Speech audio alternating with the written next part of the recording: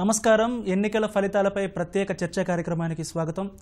దేశంలో మినీ సార్వత్రిక సమరాన్ని తలపించే విధంగా 4 రాష్ట్రాలు, ఒక కేంద్రపాలిత ప్రాంతానికి సంబంధించినటువంటి ఎన్నికలు జరిగాయి. వాటి ఫలితాలు వెలువడుతున్నాయి. ఫలితాలు మాత్రం ముందుగా ఎగ్జిట్ పోల్ ఫలితాలను ప్రతిబింబిస్తున్నాయి. అన్ని రాష్ట్రాల్లో కూడా, ఒక తమిళనాడులో కాస్త అటు ఇటుగా ఉన్నప్పటికీ మిగతా అన్ని రాష్ట్రాల్లో కూడా ఎగ్జిట్ పోల్స్ ఎలా ఉన్నాయో అదే రీతిలో ఫలితాలు కనిపిస్తూ ఉన్నాయి. దీనిపై మాట్లాడడానికి, ఫలితాలను విశ్లేషించడానికి మనకు ఢిల్లీ నుంచి జీవీఆర్ శాస్త్రి గారు, ప్రముఖ రాజకీయ విశ్లేషకులు, అలాగే బి వెంకట గారు, సిపిఎం కేంద్ర కమిటీ సభ్యులు, అలాగే సిలువేరు హరినాథ్ గారు, సెస్లో సామాజిక శాస్త్రవేత్త, అలాగే డాక్టర్ నాగరాజు గారు, రాజనీతి శాస్త్రం పరిశోధకులు. సార్, శాస్త్రి గారు, మొత్తం మీద దేశవ్యాప్తంగా కూడా ప్రతి ఒక్కరి ఆసక్తి కూడా ఈ ఎన్నికల ఫలితాలపై చాలా ఎక్కువగా ఉంది. ఎందుకంటే ముఖ్యమైన రాష్ట్రాల్లో ఎన్నికలు జరుగుతున్నాయి. ప్రధానంగా కేంద్ర ప్రభుత్వాన్ని టార్గెట్ చేస్తున్నటువంటి, కేంద్ర ప్రభుత్వాన్ని అనేక విధాలుగా ఢీకొట్టినటువంటి మమతా బెనర్జీ ఈసారి ఎన్నికల్లో బరిలోకి దిగారు. పశ్చిమ బెంగాల్ ఎన్నికలపైన తీవ్రమైన ఆసక్తి ఉంది. అలాగే సౌత్లో చూసుకున్నట్లయితే ముఖ్యమైన రాష్ట్రాలు కేరళ, తమిళనాడులో కూడా వాటికి సంబంధించి కూడా ఎక్కువ ఆసక్తి కనపడింది. ముందుగా ఎగ్జిట్ ఫలితాలు మనకి వచ్చాయి, 2 రోజుల క్రితం వచ్చాయి. దీనికి సంబంధించి దాదాపుగా అదే ఫలితాలు కనిపిస్తూ ఉన్నాయి. ఎక్కడైతే పశ్చిమ బెంగాల్ కానీ తమిళనాడులో కొంత తేడాగా ఉంది, మిగతా అన్ని రాష్ట్రాల్లో కూడా దాదాపుగా అదే ఫలితాలు కనిపిస్తూ ఉన్నాయి. ఫలితాలను ఇప్పటి వరకు ఉన్నటువంటి ఫలితాలను చూసిన తర్వాత, విశ్లేషించిన తర్వాత మీకేమనిపిస్తుంది? అంటే ఇప్పుడున్న ప్రజెంట్ పొజిషన్ లో మనకు తెలుస్తుంది ఏంటంటే, తమిళనాడులో డిఎంకే 142లో ఉంది, వాళ్ళకి +44 ఇన్ ద ప్రీవియస్ కంపారిజన్. అదే ఏఐఏడిఎంకే ఆల్మోస్ట్ 50 సీట్స్ డౌన్ అయిపోయింది. అంటే దాన్ని బట్టి అర్థమైందంటే DMK will settle at 160, 170, 165 seats దగ్గర సెటిల్ అవుతుంది. అది కరెక్ట్ గా కనబడుతుంది. అంటే ఇందులో మొదటి నుంచి మేము చెప్తూ వచ్చింది ఏంటంటే, రజనీకాంత్ కనుక ఇక్కడ పాలిటిక్స్ లో ఎంటర్ అయి ఉంటే దీని ముఖ చిత్రం మారేది.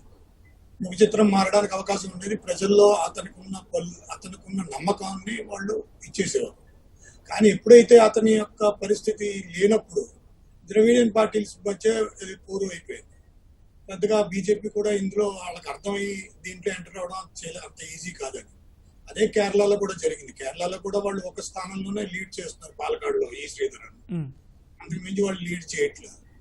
అది అక్కడ కూడా ఎల్డిఎఫ్, యూడిఎఫ్ చూసుకుంటే ఎల్డిఎఫ్ స్ట్రెంగ్త్ చాలా పవర్ఫుల్ గా ఉంటుంది. ఎందుకంటే LDF way of representation, way of presentation రెండు కరెక్ట్ గా ఉంటాయి. చాలా వాళ్ళకున్న లాస్ట్ స్టేట్ అది ఒకటే మిగిలింది కమ్యూనిస్ట్ కి. సో వాళ్ళు by hook I crook they tried their best to deliver the governance. అది కనబడుతుంది. ఇంకా వెస్ట్ బెంగాల్ సంగతి అంటారా, అసలైన ఏమీ. కానీ మనం చూడాల్సింది ఏంటంటే, ఇప్పుడు ఆల్మోస్ట్ నాకు తెలిసిన విషయం ఏంటంటే, 190 సీట్స్ లో 190 సీట్లు టీఎంసీ, 95 సీట్లలో బీజేపీ. అంటే ఈ హైప్ 190 సీట్స్ దాకా అంటే ఆల్మోస్ట్ 200 సీట్స్ దాకా వెళ్ళిపోయింది ఆవిడకి. అంటే ఆవిడకి నేను కూడా లూజ్ ఏమి లేదు. ఆవిడ ప్రజెంట్ అసెంబ్లీ సెగ్మెంట్ లో ఆవిడకి 207 సీట్లు ఉన్నాయి. ఆ 207 సీట్లలో నేను కూడా మా అయితే ఒక 5-6 సీట్లు 10 సీట్లు తగ్గచ్చు. అంత మాత్రాన అది యాంటీ ఇన్కంబెన్సీలోకి రాదు. అంటే వాట్ ఎవర్ మనం రీడ్ చేసింది యాంటీ ఇన్కంబెన్సీ ఉంది, ఇంత ఈ లెక్కన ఉంది అని చెప్పడానికి ఆస్కారం లేకుండా పోయింది. అది కరెక్ట్ కాదు. ఎందుకంటే మన ఎగ్జిట్ పోల్స్ విభజన అయిపోయినాయి.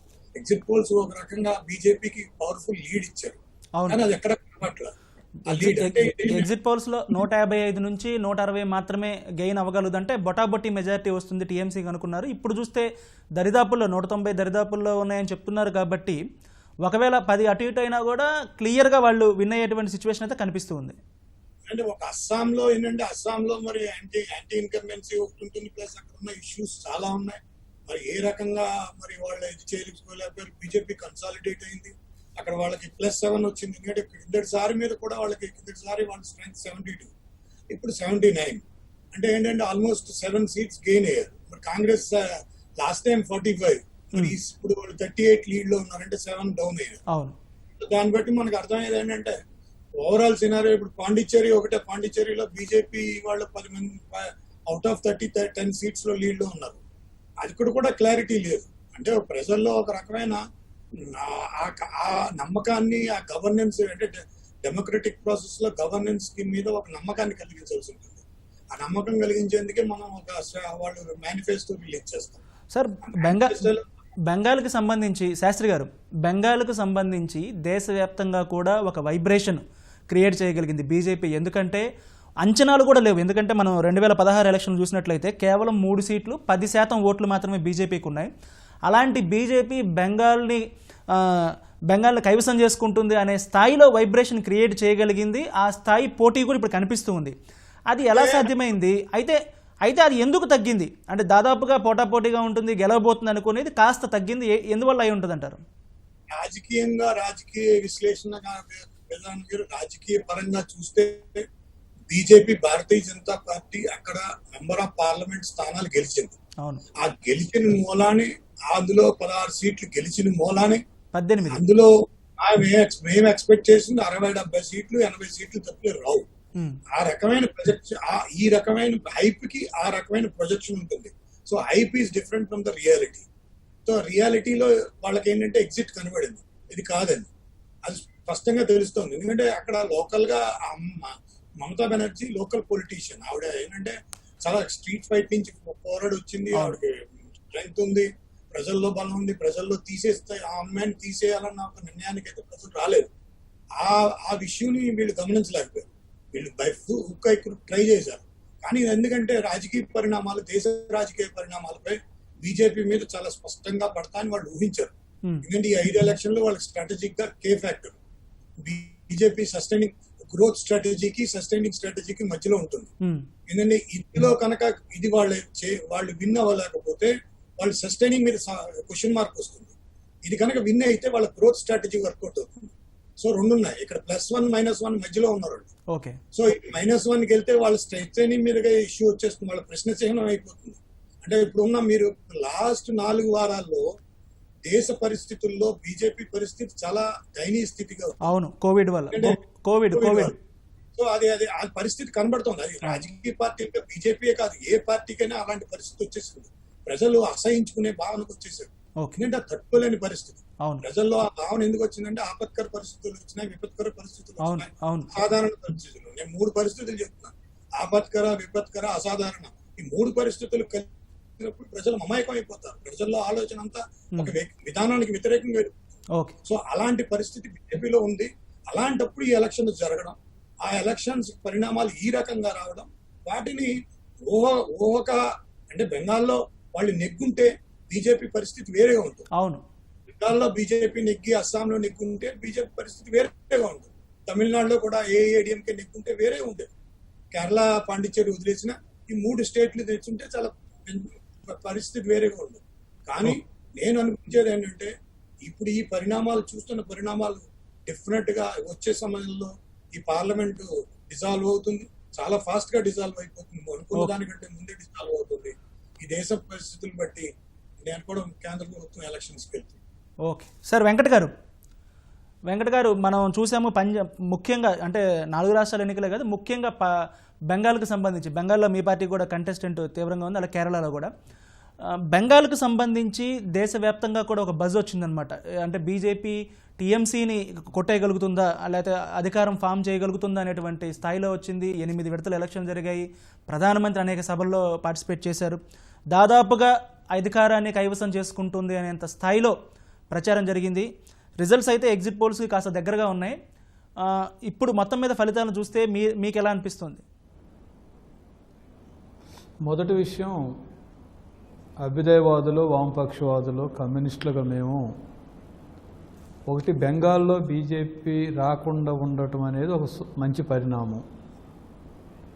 తృణమూల్ మళ్ళీ అధికారంలో, మా అంచనా ప్రకారం కూడా మొదట్లో చాలామంది బీజేపీని వ్యతిరేకించే శ్రేణులంతా మీరు తృణమూల్ కలిస్తే బాగుంటుంది, లేదా మీరు బీజేపీకి ఉపయోగపడతారనేది ఒక చర్చ చేశారు.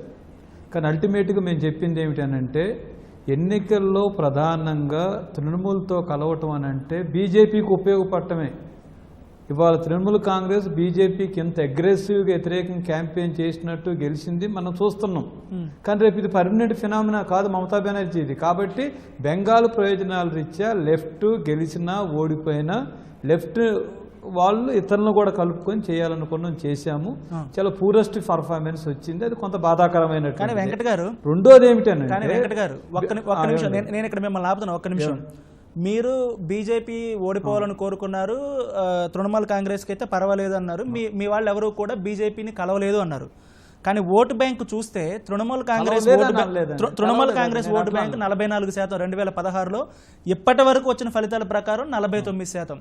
కానీ మీ ఓటు బ్యాంకులో ఉన్నటువంటి 19% ఉన్నటువంటి సిబిఐ ఓటు బ్యాంకులో ఇప్పటి వరకు యాజ్ అండ్ ఈ టైం వరకు కేవలం 4% ఓట్లు సిపిఎంకి వచ్చాయి. మరి మీ ఓట్లు ఎక్కడికి వెళ్ళాయండి? అదే ఇప్పుడు మేము మొన్న పార్లమెంట్ ఎన్నికల నాటికే మాకు వచ్చింది 6.7% మా ఓటింగ్ పడిపోయిందండి.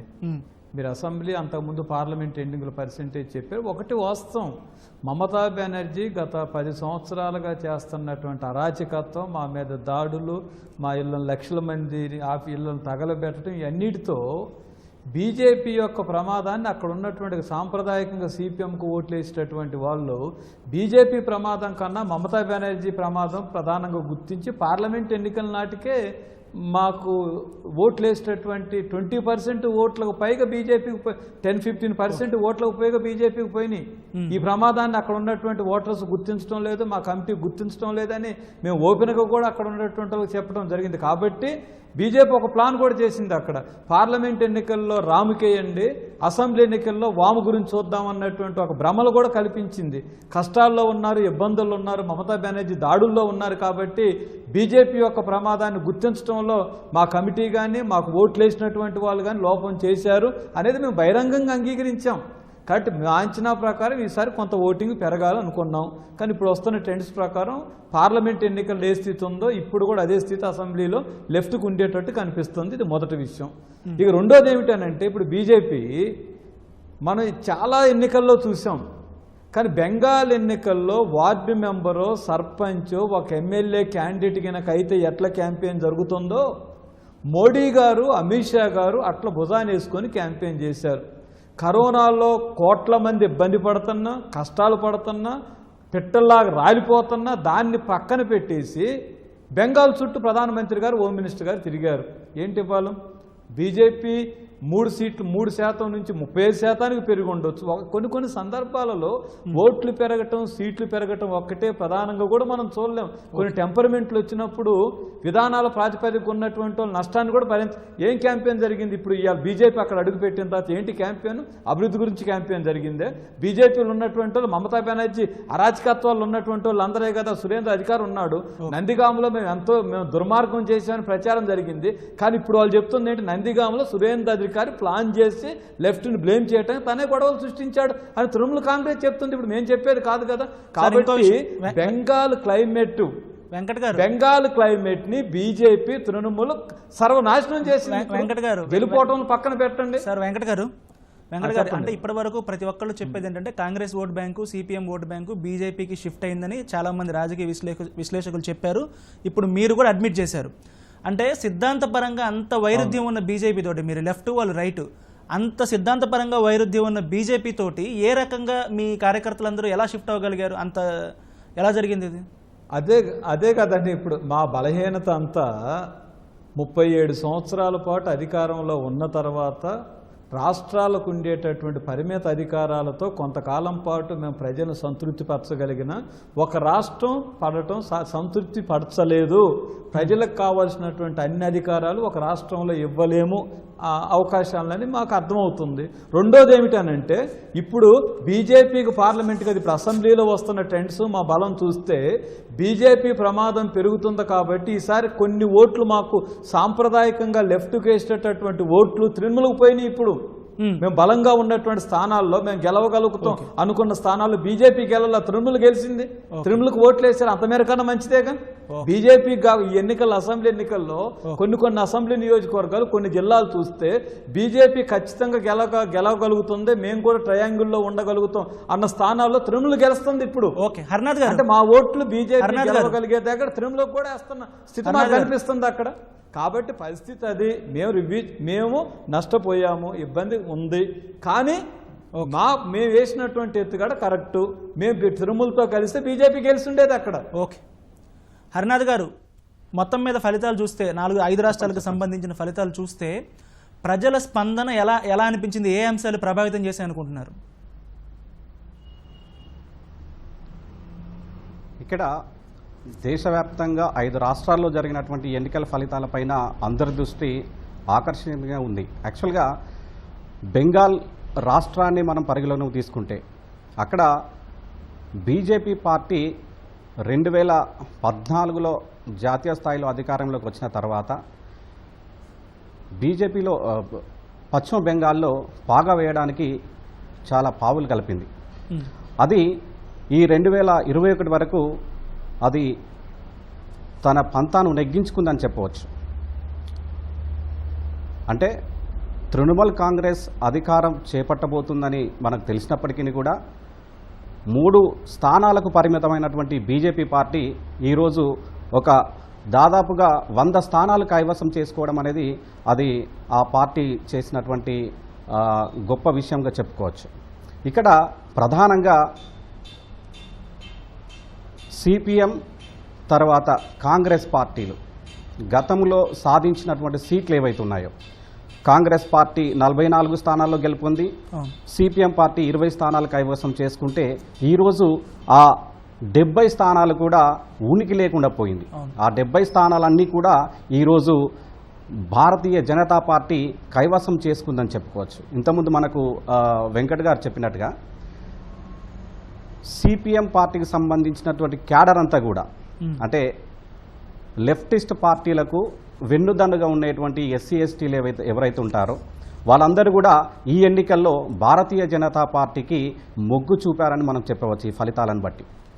అదేవిధంగా ఎన్నో సంవత్సరాలుగా గోర్ఖాల్యాండ్ ప్రత్యేక రాష్ట్రం కోసం పోరాడుతున్నటువంటి అక్కడి ప్రజలు కూడా ఇప్పుడు భారతీయ జనతా పార్టీ వైపు నిలిచారనేది మనకు ఈ ఫలితాలను బట్టి మనం అర్థం చేసుకోవాల్సిన పరిస్థితి.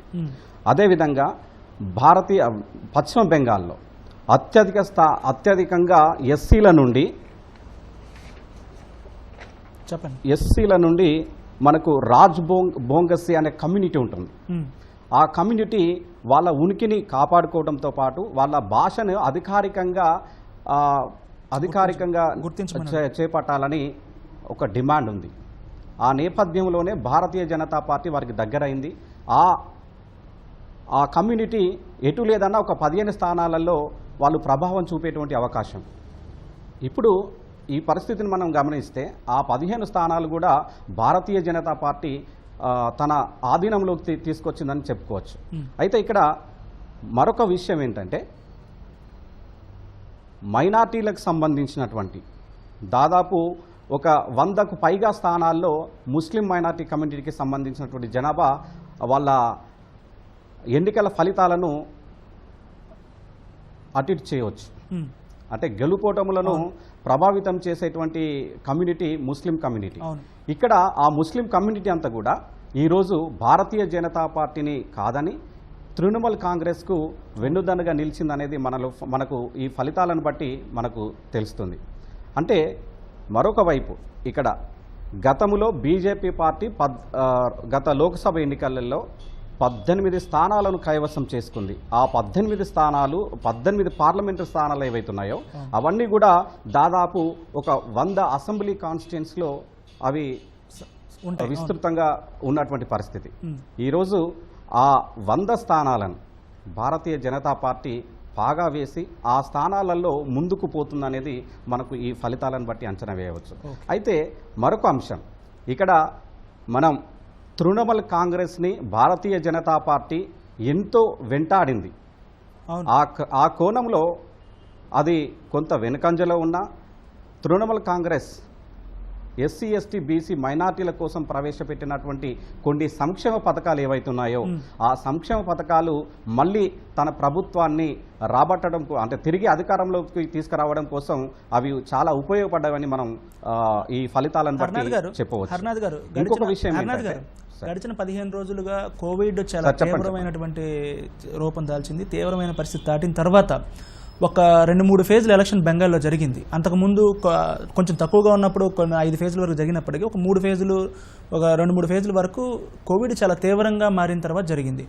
ఆ ప్రభావం అంటే కేంద్ర ప్రభుత్వం ఎలా వ్యవహరించింది దేశవ్యాప్తంగా అనేటువంటి ఒక సెన్స్ అనేది ఏమన్నా ప్రభావం పడి ఉంటుందంటారా బెంగాల్ ఎలక్షన్లో ఉండొచ్చా?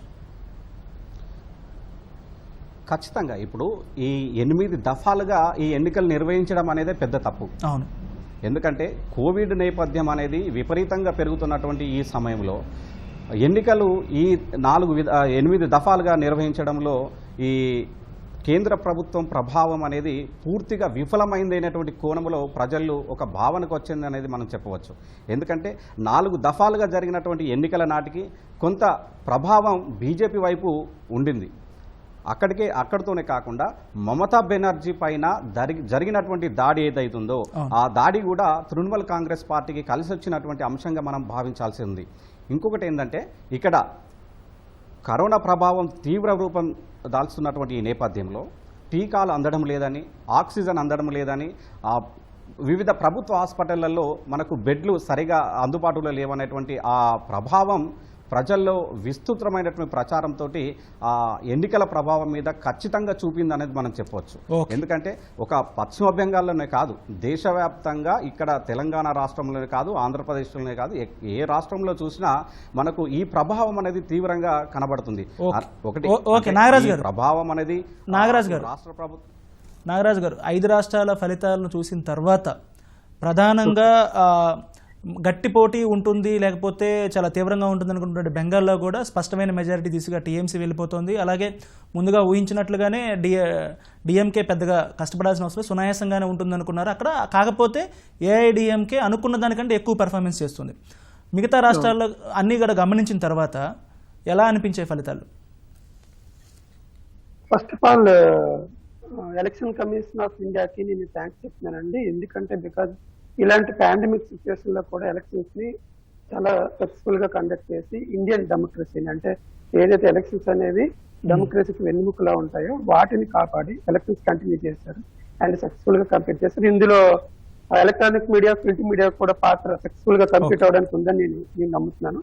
So I want to thank all of media and election commission of India. And first మీరు అడిగిన క్వశ్చన్ ఏంటంటే దీనికి సమాధానం ఏంటంటే, ఫస్ట్ ఇప్పుడు ఎలక్షన్స్ మనం తీసుకుంటే, ఈ ఎలక్షన్స్ తీసుకుంటే ఇట్ ఈస్ ఫైట్ బిట్వీన్, అంటే 2 సిద్ధాంతాల మధ్య జరిగిన ఒక ఫైట్ గా మనం అభివర్ణించవచ్చు. ఎందుకంటే మనం మేజర్ బిగ్ స్టేట్స్ ఏవైతే ఉంటాయో, వెస్ట్ బెంగాల్ కానీ, తమిళనాడు కానీ, కేరళ కానీ, వీటిని బేస్ కామన్ పాయింట్స్ ఏంటంటే ఐడియాలజికల్ ఫైట్ అండి. బీజేపీ అండ్ కమ్యూనిస్ట్ ఫైట్ మధ్య. జనరల్ గా తృణమూల్ కాంగ్రెస్ పక్కన పెడితే ఇండియాలో ఫస్ట్ కమ్యూనిస్ట్ పార్టీ కేరళలో అధికారంలోకి వచ్చింది. ఈవెన్ టుడే ఈ రోజు కూడా కమ్యూనిస్ట్ పార్టీ వాళ్ళ హోల్ ని అక్కడ నిలబెట్టుకుంది. సో అంటే కమ్యూనిస్ట్ పార్టీ బేసిక్ మీరు బీజేపీని తీసుకుంటే వాళ్ళకి ఐడియాలజికల్ ఫైట్ ఎవరు కమ్యూనిస్ట్ పార్టీతో ఉంది కానీ కాంగ్రెస్ పార్టీతో లేదండి.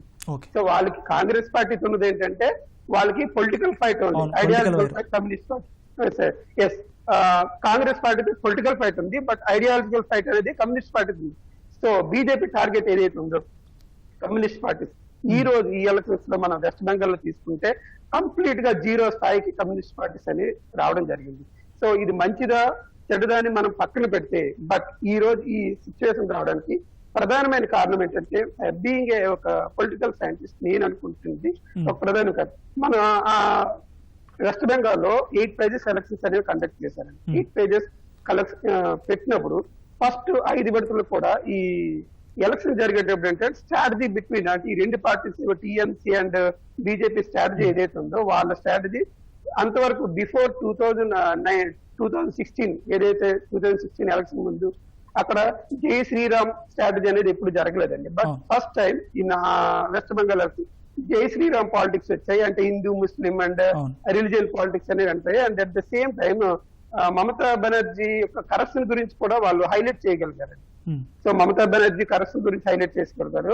ఎప్పటి వరకు అంటే 5 పేజెస్ ఏవైతే జరిగో దాని నుంచి బీజేపీ కొంత ఓట్ గెయిన్ అనేది చాలా సక్సెస్ఫుల్ గా గెయిన్ చేస్తుంది వాళ్ళు ఏదైతే ఊహించారో. కానీ ఆఫ్టర్ 6వ పేజ్ నుంచి 7, 8 పేజీకి వచ్చేసరికి ఏమైందంటే ముందు వీళ్ళు చెప్పినట్టు అక్కడ ఏమైందంటే కరోనా వేవ్ ఏదైతే ఉందో అంటే కీ రోల్ ప్లే చేసిందండి వెస్ట్ బెంగాల్లో. సో నేను ఎగ్జిట్ పోల్స్ లో ఏదైతే చెప్పారో టఫ్ ఫైట్ ఉంటుందని, కానీ బట్ ఇప్పుడు రిజల్ట్స్ చూస్తే మనకు టఫ్ ఫైట్ అనేది లేదు, కంప్లీట్ గా 1 సైడ్ వచ్చింది. సో ఎగ్జిట్ పోల్స్ కొంచెం అండర్ ఎస్టిమేట్ చేయడానికి కారణం ఏంటంటే 6, 7, 8 పేజీల్లో. అండ్ మీరు ఇంకొక విషయం కూడా అంటే ఒక అడ్వాంటేజ్ కోసం పెట్టుకున్నటువంటి ఫేజులు బీజేపీకి బ్యాక్ ఫైర్ అయ్యి అనుకోవచ్చు 6, 7, 8 అనేది మేబీ సో బ్యాక్ ఫైర్. ఇంకొకటి ఏంటంటే ఫస్ట్ పేజ్ నుంచి 8th పేజ్ వరకు చూసుకుంటే స్టార్టింగ్ పేజ్ నుంచి 8th పేజ్ వరకు ఓటింగ్ పర్సంటేజ్ అనేది డిక్రీజ్ అయిందండి. సో ఫస్ట్ పేజ్ లో 84% ఓటింగ్ పర్సంటేజ్ వస్తే 8th పేజ్ లో 676 అంటే కంప్లీట్ గా 7%, 8% డిక్రీజ్ అయిందండి. సో ఇది ఏం జరిగిందంటే ఎప్పుడైతే ఒక గవర్నమెంట్ ఉండేటప్పుడు దానికి ఓటింగ్ పర్సెంటేజ్ ఎక్కువ ఉంటుంది, డెఫినెట్ గా యాంటీ ఇన్కంబెన్స్ అనేది జరుగుతుంది. బట్ మీకు 8th పేజ్కి వచ్చేసరికి యాంటీ ఇన్కంబెన్స్ అంటే ప్రభుత్వ వ్యతిరేక ఓట్ అనేది వెస్ట్ బెంగాల్ లో ఎక్కువగా పోల్ అవ్వలేదని నేను భావిస్తున్నానండి. సో దానివల్ల ఏంటంటే ఇది బీజేపీకి కొంచెం మైనస్ రావడం జరిగింది. ఇంకా మీకు కేరళకు వెళ్తే ఏం జరిగిందంటే కేరళలో ఎల్డిఎఫ్ మనకు అధికారంలో ఉండడం జరిగింది. ఎల్డిఎఫ్ అధికార పార్టీని పినరయ్ విజయన్ ఎవరైతే ఉంటారో ఇక్కడ కంప్లీట్ గా వన్ మ్యాన్ షో అండి. So there is no impact of communist party in Kerala. కేరళలో కమ్యూనిస్ట్ పార్టీ యొక్క ఇంపాక్ట్ అనేది లేదు. ఓన్లీ ఆయన వ్యక్తిగత చరిష్మాతోనే అలా జరిగింది. ఆయన వ్యక్తిగత చరిష్మాతోనే అలా జరిగింది అనేటువంటి అభిప్రాయం ఉంది. శాస్త్రి గారు, బెంగాల్ పరిస్థితి చూసినట్లయితే అంటే 10 ఏళ్ల మమతా బెనర్జీ పాలన చూసుకున్నప్పుడు ముందుగా వచ్చినటువంటి విశ్లేషణలు అంటే బెంగాల్ పరిస్థితికి సంబంధించి అభివృద్ధి విషయంలో పెద్దగా మార్పులు రాలేదు, లేకపోతే ఒక పెద్ద పరిశ్రమ కానీ, లేకపోతే మమతా బెనర్జీ యాటిట్యూడ్ కానీ, పరిశ్రమలకి వ్యతిరేకమని కానీ, అంటే ఆవిడ బ్యాక్గ్రౌండ్ నందిగ్రామ్ పోరాటం కానీ ఇలాంటివన్నీ కూడా పబ్లిక్లో కొంత అసంతృప్తి ఉంది, ఉద్యోగాలు రాలేదు అనేటువంటి ఒక అభిప్రాయం ఉంది. కానీ అదే సమయంలో బీజేపీ ఒక స్లోగన్ నిజమైన మార్పు అసలీ పరివర్తన వాళ్ళు బెంగాల్లో చెప్తారు, దాన్ని అసోల్ పరివర్తన్, దాన్ని మేము తీసుకొస్తాము అని చెప్పి విస్తృతంగా ప్రచారం చేశారు. లేకపోతే మేము ఉద్యోగాలు కల్పిస్తామని బీజేపీ చెప్పింది. అయినప్పటికీ కూడా ఎందుకు ఆ మ్యాజిక్ మార్క్ వరకు బీజేపీ చేరలేకపోయింది? అంటే బెంగాల్ ప్రజల్లో ఉన్నటువంటి అసంతృప్తిని మించి ఇంకేదైనా మమతా బెనర్జీ పట్ల సానుకూలత చూపడానికి కారణం ఏమై ఉండొచ్చు? అంటే బీజేపీ చేసిన స్ట్రాటజిక్ లాంగ్వేజ్ ఉంది చూసారా, language is not, it is help the Mamata Banerjee to regain the entire state. ఎప్పుడైతే అందులో ప్రత్యేకంగా హోమ్ మినిస్టర్, ప్రైమ్ మినిస్టరే టార్గెట్ చేయడం, అది లోకల్ నాన్ లోకల్ అనే భావన తీసుకురావడం, కొన్ని చోట్ల రిలీజియస్ గా డివైడ్ అయిపోవడం, అంటే ఇక్కడ అభివృద్ధి మంత్రం కానీ చేతినిచ్చారా వెల్ఫేర్ స్కీమ్స్ అని ఏం పెద్దగా ఉపయోగపడలేదు. చివరికి వచ్చేటప్పటికి అదేంటంటే ఓవర్ ఇన్ఫ్లుయెన్స్ అయిపోయింది. ఆ మాటలు అవి చాలా ఇన్ఫ్లుయెన్స్ అయిపోయి ఒక రకమైన మీడియా క్యాంపెయిన్, చాలా చాలా హెవీ మీడియా క్యాంపెయిన్. మీకు ఇట్స్ నాట్ ఎ జోక్. ఎందుకంటే మీరు ఎప్పుడైతే ఒక ఎగ్జిట్ పోల్లో 180 సీట్లు, 170 సీట్లు, 160 సీట్లు అంటే ఎగ్జిట్ పోల్ అంటే ఏంటనుకున్నారు? As per the statistics is concerned it should be plus or minus of 5%. It can't be more than that. అలాంటిది ఎక్కడ 180 సీట్లు, ఎక్కడ 100 సీట్ల కింద అంటే మీరు కూడా ఒక రకమైన ఇన్ఫ్లుయెన్స్, అంటే ద వే ఆఫ్ రిప్రజెంటేషన్, మీరు ఆ డేటా అనాలిసిస్ లో, ప్రైమరీ అనాలిసిస్ లో వీళ్ళందరూ ఫెయిల్ అవుతున్నారు. అంటే ఇంటెన్షనల్ గా ఫెయిల్ అవుతున్నారా, లేకపోతే ఏదైనా అలా చేయించడం వల్ల దీనివల్ల ఉపయోగం ఉంటుంది అనుకుంటున్నారా? ఇలాంటి రకరకాల విషయాలు. ఎందుకంటే మనం మాట్లాడే మాట కూడా ఎలా ఉంటుందంటే ఆ అగ్రెషన్ లెవెల్ పెంచుతుంది. అంటే మీరు చెప్పిన దాన్ని బట్టి ఆ స్థాయిలో అగ్రెషన్ మమతా బెనర్జీ గవర్నమెంట్ మీద లేదు అని అంటారా? ఇంటర్నల్ గా అంత లేదు, దాన్ని ఎక్కువ ప్రొజెక్ట్ చేసింది బీజేపీ. ఆ స్థాయిలో అగ్రెషన్ బీజేపీ తీసుకురావడం తప్పే. అది బీజేపీ తీసుకొచ్చింది. బీజేపీ ఆ స్థాయిలో అగ్రెషన్ తీసుకురావడం వాళ్ళకి భూమేరంగి వాళ్ళకి రివర్స్ అయింది. ఇందులో ఇంకొక మంచి ఇంపార్టెంట్ ఆస్పెక్ట్ ఏంటంటే సిపిఐ ఈ లెఫ్ట్ పార్టీలు తృణమూల్తో కలవకపోవడం తృణమూల్కి హెల్ప్ చేసింది. తృణమూల్ కలవకపోవడం తృణమూల్కి హెల్ప్ చేసింది. ఎందుకంటే కన్సాలిడేషన్ అయింది. ఎక్కడైతే తృణమూల్కి వేయాలనుకున్న వాళ్ళందరూ ఏం చేశారంటే సాఫ్ట్ కార్నర్ ఉన్న వాళ్ళందరూ బెంగాల్లో ఆవిడ కొట్టేశారు. అంటే ఒరిజినల్ ఓట్ కాదు. బీజేపీ మమతా బెనర్జీని ఒంటరిని చేసి విపరీతంగా సప్రెస్ చేసింది అనేటువంటి ఫీలింగ్ ఉందా? అలాగే ఆవిడకి దెబ్బ తగిలింది, ఆ సింపతి వేవ్ కానీ, లేకపోతే పార్టీకి సంబంధించి మొత్తాన్ని కూడా డిఫెక్ట్ చేసి ప్రధానమైనటువంటి లీడర్లందరినీ కూడా తీసుకెళ్లి ఒంటరిని చేసి వేధించారు అనేటువంటి భావం బెంగాలీల్లో కలిగింది అనుకోవచ్చా? మీకు అసలు అక్కడ ఇప్పుడు కమ్యూనిస్ట్ పార్టీ లీడర్లైనా కాంగ్రెస్ పార్టీ లీడర్ అంటే కాంగ్రెస్ పార్టీ ఉన్నంత కాలం కాంగ్రెస్ పార్టీలోంచి కమ్యూనిస్టులకు వచ్చారు. కమ్యూనిస్టులు పోయిన తర్వాత ఇప్పుడు మమతా బెనర్జీ దగ్గర ఉన్నారు, తర్వాత ఆవిడ బీజేపీ దగ్గర. వీళ్ళందరూ వీళ్ళే, కొత్తగా ఉద్భవించిన వాళ్ళు ఎవరు లేరు అక్కడ. కొత్తగా ఉద్భవించిన వాళ్ళు ఎవరు లేరు. ఏంటంటే జస్ట్ ఇట్స్ వ్యానిష్. ఒకటితో ఒక పార్టీ తర్వాత ఒక తర్వాత ఒకటి సినిమా మారుతూ ఉంటుంది, కానీ ఆ కూర్చునే సీట్లు అంతా ప్రజలు అంతే. కానీ ఏంటంటే మేము చెప్పేది ఏంటంటే, మీరు ఆలోచన ధోరణి ఏంటంటే, ఎప్పుడైతే ఈ కమ్యూనిస్టులు 70 సీట్లకి 70 అంటే 70 అవుట్ ఆఫ్ 70 వాళ్ళకి 70 సీట్స్ ఉన్నాయి. ఆ 70 అవుట్ ఆఫ్ 70 జీరోకి వచ్చారు. వాళ్ళు ఆలోచించుకోవాల్సింది, మేము వాళ్ళకి హెల్ప్ చేసామని మీరు హెల్ప్ చేసామని. మీ అస్తిత్వాన్ని కోల్పోయారు, మీరు పూర్తిగా మీ అస్తిత్వాన్ని కోల్పోయారు. అలాంటి పరిస్థితి మీరు తెచ్చుకున్నారు. రాజకీయ పార్టీలు అలా ఆలోచన చేయరే, అది అనాలోచితం. అది మరీ విపరీత ఆలోచన. మీరు చేయవలసింది మీరు చేయకుండా పోయి మీరు అలా. కానీ దీనివల్ల బెనిఫిట్ పొందిన ఎవరంటే తృణమూల్ కాంగ్రెస్. ఎందుకంటే ఎప్పుడైతే ఈ లైన్ తీసుకున్నారు, ఏ లైన్, మేము పోటీ చేయాలి బీజేపీకి, అక్కడ ఏమైంది, ట్రయాంగిల్లో బీజేపీ కన్సాలిడేషన్ చేసుకుంటున్నా కూడా వీళ్ళ ద్వారా కన్సాలిడేషన్ తృణమూల్కి వచ్చింది. వీళ్ళు తృణమూల్ చేసే కన్సాలిడేట్ అయ్యేది కాదు, కలిస్తే కన్సాలిడేట్ కాదు, కలవడం వల్ల కన్సాలిడేట్ అయింది. వెంకట్ గారు దీనికి మీరేమంటారు? అంటే మీరు పోటీ చేయడం, కాంగ్రెస్ మీరు కలిపి పోటీ చేయడము తృణమూల్కి హెల్ప్ అయింది అంటే వాళ్ళిద్దరూ కూడా కన్సాలిడేట్ అయ్యారు. మీరు విడిగా పోటీ చేయడం వల్ల ఆ రెండు పార్టీలు కన్సాలిడేట్ అయిన ఓట్లు ముఖ్యంగా తృణమూల్కి కొంతవరకు హెల్ప్ అయిందని చెప్తున్నారు. మొదటి విషయం, బెంగాల్కి వచ్చే ముందు పెద్దలు నాగరాజు గారు ఒకరిద్దరు కేరళలో కమ్యూనిస్ట్ పార్టీది ఏం లేదు, వన్ మ్యాన్ షో. పెద్దలు నేను కోరేది ఏమిటనంటే, మీరందరూ కమ్యూనిస్ట్ ఉండాలని కోరుకునే వాళ్ళే, కమ్యూనిస్టు సమాజానికి అవసరమని అనుకునే భావన కలిగిన వాళ్ళే ఈ ప్యానల్ ఉన్నారు. అందరి పట్ల వ్యక్తిగతంగా కానీ పార్టీ పరంగా కానీ మీరంటే మాకు ఐ రిగార్డ్ ఉంది, దాంట్లో ఎలాంటి సందేహం లేదు. కానీ మేము ఓడిపోయిన దగ్గర సిపిఎం ఓడిపోయింది, మేము గెలిచిన దగ్గర విజయన్ గెలిచింది. ఇది మీలాంటి స్థాయి కలిగినటువంటి వ్యక్తులు కాదండి,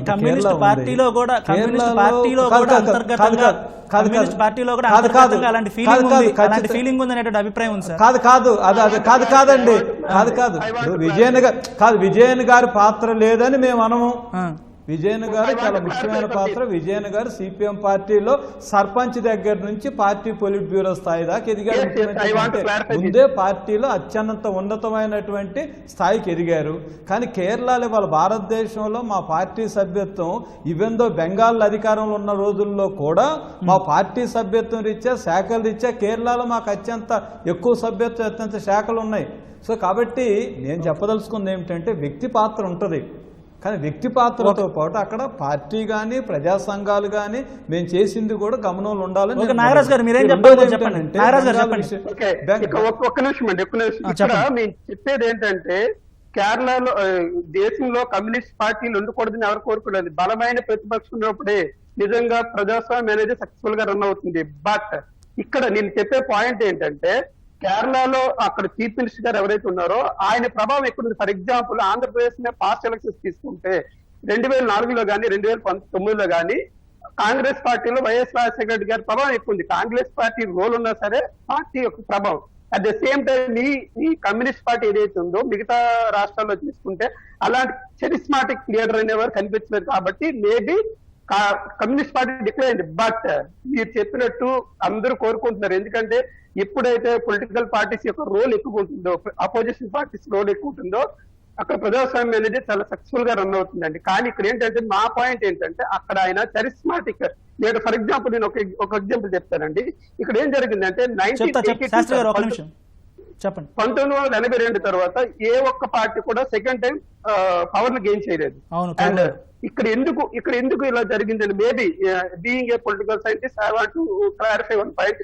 ఇక్కడ కరోనా వేవ్ వచ్చినప్పుడు దేశం మొత్తం మీద కేరళ మోడల్ అనే ఒక మోడల్ తీసుకోవాలని ఒక ఊహ అనేది వచ్చింది, ఒక ప్రాపగాండా అయితే జరిగింది. ఇక్కడ ఏం జరిగిందంటే, అక్కడ విజయ్ గారు ప్రతి ఇంటికి కూడా each and every housing holders కి ఒక 18 ఐటమ్స్ తో ఒక ప్యాకెట్ ఫుడ్ సప్లై అనేది చేసింది, ఫుడ్ కిట్ అనేది సప్లై చేయడం జరిగింది. సో ఇది చాలా సక్సెస్ అయిందండి. ప్రజల్లో కూడా ఈయన కరెక్ట్ గా ప్రాబ్లమ్స్ వచ్చినప్పుడు ప్రజలు బాగా సేవ్ చేశారు అనేది. తర్వాత తర్వాత అక్కడ అదర్ పొలిటికల్ పార్టీస్ యొక్క, ఫర్ ఎగ్జాంపుల్ కాంగ్రెస్ కానీ ఇంకే పొలిటికల్ పార్టీస్ యొక్క అపోజిషన్ లీడర్స్ కొత్త ఎవరు చరిస్మాటిక్ లీడర్షిప్ అనేది లేదు. దానివల్ల ఏంటంటే అక్కడ విజయన్ గారు బాగా సక్సెస్ అయ్యారని చెప్పి నేను అనుకుంటున్నాను తప్ప ఓకే, శాస్త్రి గారు కమ్యూనిస్ట్ పార్టీ రోల్ లేదని శాస్త్రి గారు మాట్లాడదాం. శాస్త్రి గారు చెప్తారట. శాస్త్రి గారు ఇప్పుడు వెంకట గారు చెప్పింది ఏంటంటే కమ్యూనిస్ట్ పార్టీ ఐడియాలజీ గెలిచింది అంటున్నారు. ఆయన నాగరాజు గారు ఏమో ఐడియాలజీతో పాటు ఆయన వ్యక్తిగత చరిష్మా కూడా ఉపయోగపడింది అంటున్నారు. మీరేం చెప్పదలుచుకున్నారు? ఏమండి యాంకర్ గారు, నేను ఐడియాలజీనే గెలిచిందంటే వ్యక్తి పాత్ర కూడా ఉంటుంది. వ్యక్తి పాత్ర కన్నా కమ్యూనిస్ట్ పార్టీలకు విధానాలు ముఖ్యం. ఇప్పుడు కేరళలో ముఖ్యమంత్రి గారు ఉన్నారు, కానీ శైలజ టీచర్ ఎంత పర్ఫార్మెన్స్ ఇచ్చారు. అవును, UNO assembly, UNO general meeting దాన్ని చేశారు కదా. థామస్ ఐజాక్ ఫైనాన్స్ మినిస్టర్ గా ఉండి వరదలు వచ్చినప్పుడు వారు నిర్వహించిన పాత్ర మన ఛానల్లో కూడా వచ్చింది కదా. సరే, వ్యక్తుల పాత్ర ఉండదని కాదు, వ్యక్తులు జ్యోతిబాస్ గారి పాత్ర, ఈఎంఎస్ గారి పాత్ర, లేకపోతే నుపెన్ చక్రవర్తితో మాణిక్ సర్కార్ గారి పాత్ర లేదని మేము ఎట్లా అంటాం. కానీ ఒక కమ్యూనిస్టు పార్టీ వాళ్ళ విధానాలు ఇప్పుడు రాజశేఖర రెడ్డి గారికి వ్యక్తి చుట్టూ తిరిగినట్టు కమ్యూనిస్ట్ పార్టీలు తిరగలేవు కదా. ఓకే, మీరు అన్నట్టు కరెక్ట్. బెంగాల్లో మాకు అంత పాపులారిటీ లీడర్ లేరు, కానీ పాపులారిటీ లీడర్ ఉన్న ఇవాళ జ్యోతిబాస్ గారు ఉన్నా గెలవం అక్కడ. కొన్ని సమాజంలో మా నుంచి లోపం జరుగుతుంది. శాస్త్రి గారు మీరు చెప్పండి. ఐడియాలజీయా లేకపోతే మన థియరీ అని కాదు, ప్రజాస్వామ్యంలో ప్రజల కోసం ప్రజలచే మనం నెగ్గించబడాలి. అంటే ప్రజలకు మనం దారి చూపిస్తాం, ఒక దిక్సూచిగా మనం చేయగలం, మార్గదర్శనం చేయగలం. వాళ్ళకి ఆ భరోసా రావాలి. ఆ భరోసా మన పార్టీల మీద ఏదో పర్సంటేజ్ ఆఫ్ పోల్స్ వచ్చినాయి అన్నది కాదు. అక్కడ మనం చేసే విధానం మనం మాట్లాడే విధానం కేరళలో రెండు కలిసినాయి. ఓకే, చేసే విధానం, మాట్లాడే విధానంలో ఆ లీడర్ గా ఆయన నిలబడగలిగాడు. కరెక్ట్. ఆయనకి ఇంకోటి అడ్వాంటేజ్, కరెక్ట్, బాగా చెప్పారండి. ఇంకోటి అడ్వాంటేజ్ ఏంటంటే ఆయనకి ఎప్పుడైతే నేను చెప్పింది Bharatiya Janata party aggressive actions ఎక్కడైతే ఉన్నాయో, కేరళలో ఎన్ఫోర్స్మెంట్ డైరెక్టరేట్ కేసులు పెట్టడం, చీఫ్ మినిస్టర్ ఇన్వాల్వ్ అయ్యడం చెప్పడం చాలా విధానాలుగా ఎన్ఐఏ ఇన్వెస్టిగేషన్ ఉందో లేదో తెలియదు, దాని మీద పెద్ద అడావిడి జరిగిపోతుంది. సో దీని మీద అంటే ప్రజల్లో ఒక రకమైన భావస్వరూపం చాలా స్పష్టంగా ఉంటుంది. ఎందుకంటే వాళ్ళకి అన్ని విధానాలుగా 5 ఏళ్ల పరిపాలన పూర్తిగా కడుపులో పెట్టి చూస్తారు. మాట్లాడారని కాదు, వాళ్ళు మాట్లాడే టైం ఇప్పుడు వెరిఫై వేరియబుల్ వాచబుల్ ఓట్ అన్నప్పుడు ఆ వాచ్ కరెక్ట్ గా కొడుతున్నారు. సో అది మనకి స్పష్టంగా ఇప్పుడు మీరు ఈ తమిళనాడు ఎలక్షన్స్ చూసినట్టుగా డిఎంకే చాలా క్లారిటీ మెజారిటీ. నేను ఎప్పుడు వచ్చినా నాకు 150-160 సీట్లలో ఎవరో ఒకటి వచ్చేస్తుంటారు. అది 234, 150, 160 అంటే it's good majority and it's con. అలాంటి పరిస్థితి 140 సీట్ల పైన వచ్చిన వాళ్ళకి it's fine, that is okay. Okay, Venkata గారు మనం ఇందాక సబ్జెక్ట్ ఆగిపోయింది. శాస్త్రి గారు చెప్పినట్లుగా విధానాలు, ఆ విధానాలను అమలు జరపాల్సినటువంటి వ్యక్తులు గౌరవప్రదంగా వ్యవహరించడం చాలా కీలకమైంది. విధానాలతో పాటు అక్కడ ప్రభుత్వం గానీ, విజయన్ గానీ. ఓకే, తర్వాత బెంగాల్ విషయం బెంగాల్ నేను అడుగుతా. శాస్త్రి గారు చెప్పింది 70 సీట్లు, మీకు 26 సీట్లు, కాంగ్రెస్ కి 44 సీట్లు, దగ్గర 70 సీట్లు. మన ఇందాక హరినాథ్ గారు కూడా చెప్పారు ఆ 70 సీట్లు కూడా బీజేపీకి షిఫ్ట్ అయ్యాయి అన్నారు. అది ఎవరి లోపం, ఎవరి తప్పు? మొదటి విషయం నేను ఫస్ట్లోనే చెప్పాను, ఇవాళ షిఫ్ట్ అవ్వటం అనే దానికన్నా పార్లమెంట్ ఎన్నికల్లోనే మేము మొదటిసారిగా 0లో ఉన్నాం. బెంగాల్లో 1 సీటు కూడా రాలేదు. అసెంబ్లీ పర్ఫార్మెన్స్ చూసినా 9-10 స్థానాల్లోనే మాకు మెజారిటీ వచ్చింది మొన్న పార్లమెంట్ జరిగినటువంటి ఎన్నికల్లో. సో కాబట్టి మేము రివ్యూ చేసుకుంటున్నాము. మా నుంచి జరిగినటువంటి లోపాలను ఖచ్చితంగా ఓవర్కమ్ అవుతాం. కాకపోతే ఏమిటంటే సమాజంలో అనేక రకాల మార్పులు వస్తున్నాయి. ఇవాళ బెంగాల్ ఉంది, బెంగాల్లో ఏమిటి విధానాల మీద క్యాంపెయిన్ జరిగితే మేము పోటీ పడగలుగుతాం, మా విధానాలు చెప్పగలుగుతాం. బెంగాల్ క్యాంపెయిన్ అంతా ఏమిటి? కులాల చుట్టూ, మతాల చుట్టూ, ప్రాంతాల చుట్టూ, ఉపజాతుల చుట్టూ, గోత్రాల చుట్టూ క్యాంపెయిన్ జరిగింది. కానీ బెంగాల్ చూశారు దేశంలో ఒకనొక దశలో మమతా బెనర్జీ బీజేపీ తాకిడి తట్టుకోలేక కనీసం కమ్యూనిస్టులు కొంతవరకైనా సీట్లు సాధిస్తే తనకు ఉపయోగపడుతుంది అనుకున్న పరిస్థితి కూడా ఉంది. కానీ మీరు లోకల్గా ఇప్పుడు స్థానికంగా ఉన్న అబ్జర్వేషన్ ఏంటంటే మమతా బెనర్జీ మీద ఉన్నటువంటి ద్వేషంతో లోకల్గా ఉన్న సిపిఎం వాళ్ళందరూ కూడా అవుట్ రైట్గా బీజేపీకి సపోర్ట్ చేశారు అనేది ఒక విమర్శ. మొదటిది అవుట్ రైట్గా అనే దానికన్నా పార్లమెంట్ ఎన్నికల్లో మమతా బెనర్జీ గారు చేసినటువంటి అరాజకత్వాన్ని తట్టుకోలేక ఒక్క మాట మా వాళ్ళు చాలా పెద్ద పొరపాటు చేశారు, మేము ఓపెన్గానే అంగీకరించాం, కానీ అక్కడ కండిషన్ ఏమిటనంటే ఇల్లు తగలబెడుతున్నారు, బయటికి పంపుతున్నారు, ఇది చూసుకున్నారు తప్ప లోకల్గా బీజేపీ యొక్క ప్రమాదాన్ని గుర్తించడంలో అక్కడ మా కమిటీ కానీ మాకు ఓటర్స్ కానీ మా నాయకత్వం కానీ లోపం జరిగింది. ఏదైనా ఇది ఓపెన్ గానే ఏదైనా రివర్స్ లో వచ్చిందంటారు. తృణమూల కాంగ్రెస్ పైన సిపిఎం కార్యకర్తలు ఏ స్థాయిలో జరిగినాయి అనేది కూడా మనకి రికార్డులు ఉన్నాయి. నేరుగా ఆవిడ మీద ఆవిడ తలను పగలగొట్టినటువంటి పరిస్థితి కూడా ఉంది. ఆవిడ తలను పగలగొట్టిన పరిస్థితి కూడా కాదు. అదే గనక ఏమంటే తల పగలగొట్టడం చేయటం కొన్నిసార్లు గొడవలు జరిగినప్పుడు మమతా బెనర్జీ గారు ఎలా వ్యవహరిస్తారో మనకు తెలుసు. ఓకే, నేను అదిగా చెప్పేది. కానీ ఇప్పుడేమిటనంటే ఈ స్థితిలో మాకు ఓటర్స్ కానీ నాయకులు కానీ కొన్ని అజాగ్రత్తగా ఉన్నారు, తప్పులు చేశారు. కానీ మొన్న ఎన్నికల్లో మేము తీసుకున్న అఖిల భారత లైన్ ఏమిటనంటే చాలామంది ఇప్పుడు ఇక్కడున్న ఈ ప్యానల్ శ్రేయోభిలాషులంతా మీరు సపరేట్గా కాంగ్రెస్తో కలిపి పోటీ చేస్తే బీజేపీకి ఉపయోగపడతారని మేము స్పష్టంగా చెప్పాం. మమతా బెనర్జీతో మేము గెలవటం అని అంటే బీజేపీని గెలిపించిన వాళ్ళం అవుతాం అక్కడ. ఎందుకనంటే మమతా బెనర్జీతో ఎప్పుడైతే గెలిచామో యాంటీ మమతా ఓట్లన్నీ కూడా కన్సాలిడేట్ అవుతాయి. ఇవాళ మేము సింగిల్ గా చేసి కాంగ్రెస్ 7%. సింపుల్ గా చెప్పేది ఏంటంటే మేము మమతా బెనర్జీకి వ్యతిరేకంగా మమతా బెనర్జీ గెలవాలని కోరుకున్నాం అంటారు, అంతేనా? బీజేపీ గెలవద్దని కోరుకున్నాం. ఓకే సార్, చిన్న బ్రేక్ తీసుకున్నాం. హర్నాథ్ గారు వస్తాను మీ దగ్గరకు. హర్నాథ్ గారు, బీజేపీ మనం చూస్తే పోయినసారి 2019లో దాదాపుగా 40.6% ఓట్లు సంపాదించింది. ఇప్పుడు కూడా అదే స్థాయిలో 36%, ఇప్పటి వరకు ఉన్న దాని ప్రకారం 36% ఓటు షేర్ని సంపాదించింది. కొన్ని ప్రత్యేకమైనటువంటి ప్రాంతాలను, ఇందాక మీరు కూడా ఒక భాషకు సంబంధించి ఏదో చెప్పారు, వాళ్ళని అప్పీల్ చేయడం ద్వారా అక్కడ ఓట్లు సంపాదించింది. అలాగే ఇప్పుడు డార్జిలింగ్ ప్రాంతంలో కూడా ప్రధానంగా బీజేపీ వేవ్ కనిపిస్తుంది. అంటే వాళ్ళ స్ట్రాటజీ ఎలా ఉందంటారు ఈ సంబంధించి? ఇక్కడ దేశవ్యాప్తంగా గతంలో 2019లో అధికారంలోకి వచ్చినటువంటి బీజేపీ పార్టీ వాళ్ళు ఒక ప్రణాళికబద్ధంగా ప్రజల వద్దకు పోయి వాళ్ళు ప్రజలను కన్విన్స్ చేసి వాళ్ళు ఓటు బ్యాంకును కూడగట్టుకుంటే ప్రయత్నం చేస్తున్నారని మనకు ఈ ఎన్నికల ద్వారా స్పష్టమవుతా ఉన్నది. ఎందుకంటే ఇంతకుముందు వెంకట్ గారు చెప్పినట్టు ఇప్పుడు 2016లో అధికారంలోకి వచ్చినటువంటి మళ్ళీ అధికారంలోకి వచ్చినటువంటి తృణమూల్ కాంగ్రెస్ ఆనాటి నుండి 2019 వరకు మనం చూసుకున్నట్టయితే నేషనల్ క్రైమ్ రికార్డ్స్ బ్యూరో ప్రకారం దాదాపు 60 మంది ఈ హింస సంబంధించినటువంటి సంఘటనలు మృతి చెందడం ఒక బాధాకరమైనటువంటి విషయం. సో ఇందులో అటు భారతీయ జనతా పార్టీకి సంబంధించినటువంటి వ్యక్తులు ఉన్నారు, ఇటు సిపిఎం పార్టీకి సంబంధించినటువంటి వ్యక్తులు మరణించే వారిలో ఉన్నారు. అయితే ఇక్కడ తృణమూల్ కాంగ్రెస్ అఘాయిత్యాలను తట్టుకోలేక వీళ్ళు బాజాప్తుగా ఇక్కడ భారతీయ జనతా పార్టీకి సపోర్టు చేశారని మనకు ఎన్నికల ఫలితాలను బట్టి మనకు అర్థమవుతా ఉన్నది. ఇంకో కోణంలో మనం ఆలోచించినట్టయితే పశ్చిమ బెంగాల్లో నూతనంగా ఒక 20 లక్షల మంది కొత్త ఓటర్లు మనకు తెర మీదకి వచ్చారు. ఇందులో దాదాపు ఒక 2.5 లక్షల మంది యువతరం, అంటే కేవలం 18-19 సంవత్సరాల వయసుకు సంబంధించినటువంటి వ్యక్తులే కావడం ఒక గొప్ప విషయం. వీళ్ళందరూ కూడా ఇక్కడ బీజేపీ పార్టీకి మొగ్గు చూపారని మనం చెప్పవచ్చు. ఎందుకంటే భారతీయ జనతా పార్టీ తన ఉన్నటువంటి హైప్ క్రియేషన్లో భాగంగా యువతరం ఆ పార్టీ వైపు కొంత మొగ్గు చూపిందనేది మనం చెప్పవచ్చు. అందులో ఇంకొక రకంగా చెప్పాలంటే ఇక్కడ ముస్లిం కమ్యూనిటీ, ఇంతకుముందు మనం చెప్పాం, ముస్లిం కమ్యూనిటీకి సంబంధించినటువంటి వర్గాలన్నీ కూడా ఇక్కడ తృణమూల్ కాంగ్రెస్కి సపోర్ట్ చేసినటువంటి పరిస్థితి. అయితే ఇక్కడ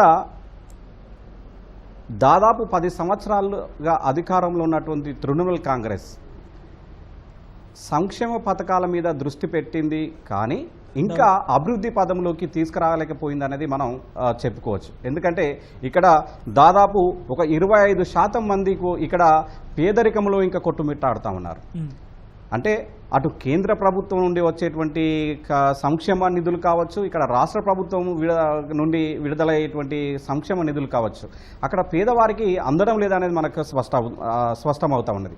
అందులో భాగంగానే మనకు ఇతర పార్టీలు, అంటే బీజేపీ పార్టీ కావచ్చు, లేకపోతే కమ్యూనిస్ట్ పార్టీ కావచ్చు, వేరే పార్టీలు కావచ్చు, ఇక్కడ అధికారంలో ఉన్నటువంటి తృణమూల్ కాంగ్రెస్ అవినీతికి భారీ స్థాయిలో పాల్పడిందనే ఆరోపణలు తెర మీదకు తెచ్చింది. అది ఈ పావర్టీ లైన్ ఏదైతే ఉందో, అంటే ఎక్కువ మోతాదంలో పెరుగుతా ఉందో, ఇక్కడ కరప్షన్ అనేది ఖచ్చితంగా జరిగిందనేది దీన్ని బట్టి మనకు అర్థమవుతాం. అయితే ఈ హర్నాథ్ గారు, సిపిఎం 30 సంవత్సరాల అధికారంలో ఉన్నప్పుడు ప్రభుత్వం అనేది ఎక్కడ కనపడేది కాదు, కేవలం సిపిఎం ప్రభుత్వం అనేది ఉండదు, సిపిఎం పార్టీయే నడిపించింది ప్రభుత్వాన్ని. లేకపోతే పార్టీ కార్యకర్తలు ఎక్కడైనా ఉండేవారు, లోకల్ స్థాయి కింది స్థాయిలో ఉన్నవాళ్ళు విపరీతంగా దౌర్జన్యాలు చేశారనేటువంటి అభిప్రాయం ఉంది. దానివల్లే ఆ పార్టీ ఓడిపోయింది లాంగ్ రన్లో అంటారు. సేమ్ ఇప్పుడు అలాగే 10 ఏళ్లలో మమతా బెనర్జీకి సంబంధించి ఆవిడ పర్సనల్ క్యారెక్టర్కి సంబంధించి అవినీతి లేకపోయినప్పటికీ కింది స్థాయిలో ఉన్నటువంటి అవినీతి కానీ లేకపోతే వాళ్ళ దౌర్జన్యం కానీ ఇవి ఏమైనా ప్రభావం చూపినాయా? ఆ విధమైనటువంటి వ్యతిరేకత, కొంతవరకు వ్యతిరేకత ఉండడానికి అది కారణమైందా? ఖచ్చితంగా. ఎందుకంటే ఇప్పుడు ఆ తృణమూల్ కాంగ్రెస్లో సెకండ్ క్యాడర్ను ఎదగనీయకపోవడం ఒకటి.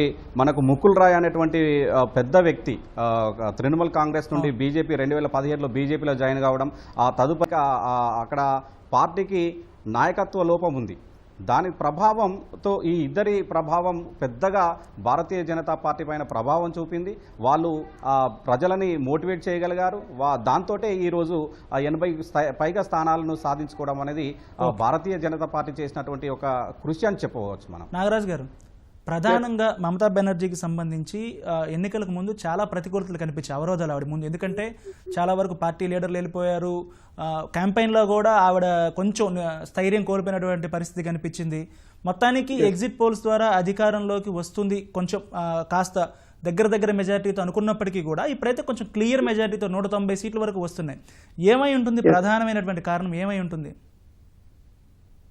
ఈ సందర్భంలో నేను ఒక 4 పాయింట్స్ చెప్పాలనుకుంటున్నానండి. ఫస్ట్, మొదటి పాయింట్ ఏంటంటే బోత్ పార్టీస్, బీజేపీ కానీ టీఎంసీ కానీ, బోత్ పార్టీస్ పొలిటికల్ పాలరైజేషన్ అనేది ఈక్వల్ గా చేసింది. అంటే బిట్వీన్ ద ప్రజల మధ్య పొలిటికల్ పాలరైజేషన్ అనేది మీరు ఏదైతే చెప్పారో, ఈ అవుట్ పోల్స్ ఏవైతే వచ్చాయో వాళ్ళందరూ కూడా ఈక్వల్ గా వస్తాయని చెప్పిన దానికి ఫస్ట్ పాయింట్ అంటే పొలిటికల్ పాలరైజేషన్ ఈ రెండు పార్టీల మధ్య ఈక్వల్ గా జరిగింది. కానీ ఇక్కడ ఏం జరిగిందంటే, ముందు ప్యానలిస్టులు డిస్కస్ చేసినట్టు ముందు వాళ్ళు చెప్పినట్టు ఏమైందంటే, బీజేపీ పార్టీకి అదర్ పొలిటికల్ పార్టీస్ కార్యకర్తలు సపోర్ట్ రాలేదు. వీళ్ళందరూ ఏం చేస్తారంటే టీఎంసీకి ఓటు వేయడం జరిగింది. ఇక్కడ మనం ఒక పాయింట్ గుర్తుపెట్టుకుంటే, card voters, non card voters ఉంటారండి. అంటే పార్టీ సభ్యత్వం ఉన్న ఓటర్స్, పార్టీ సభ్యత్వం లేని ఓటర్స్ ఉంటారు.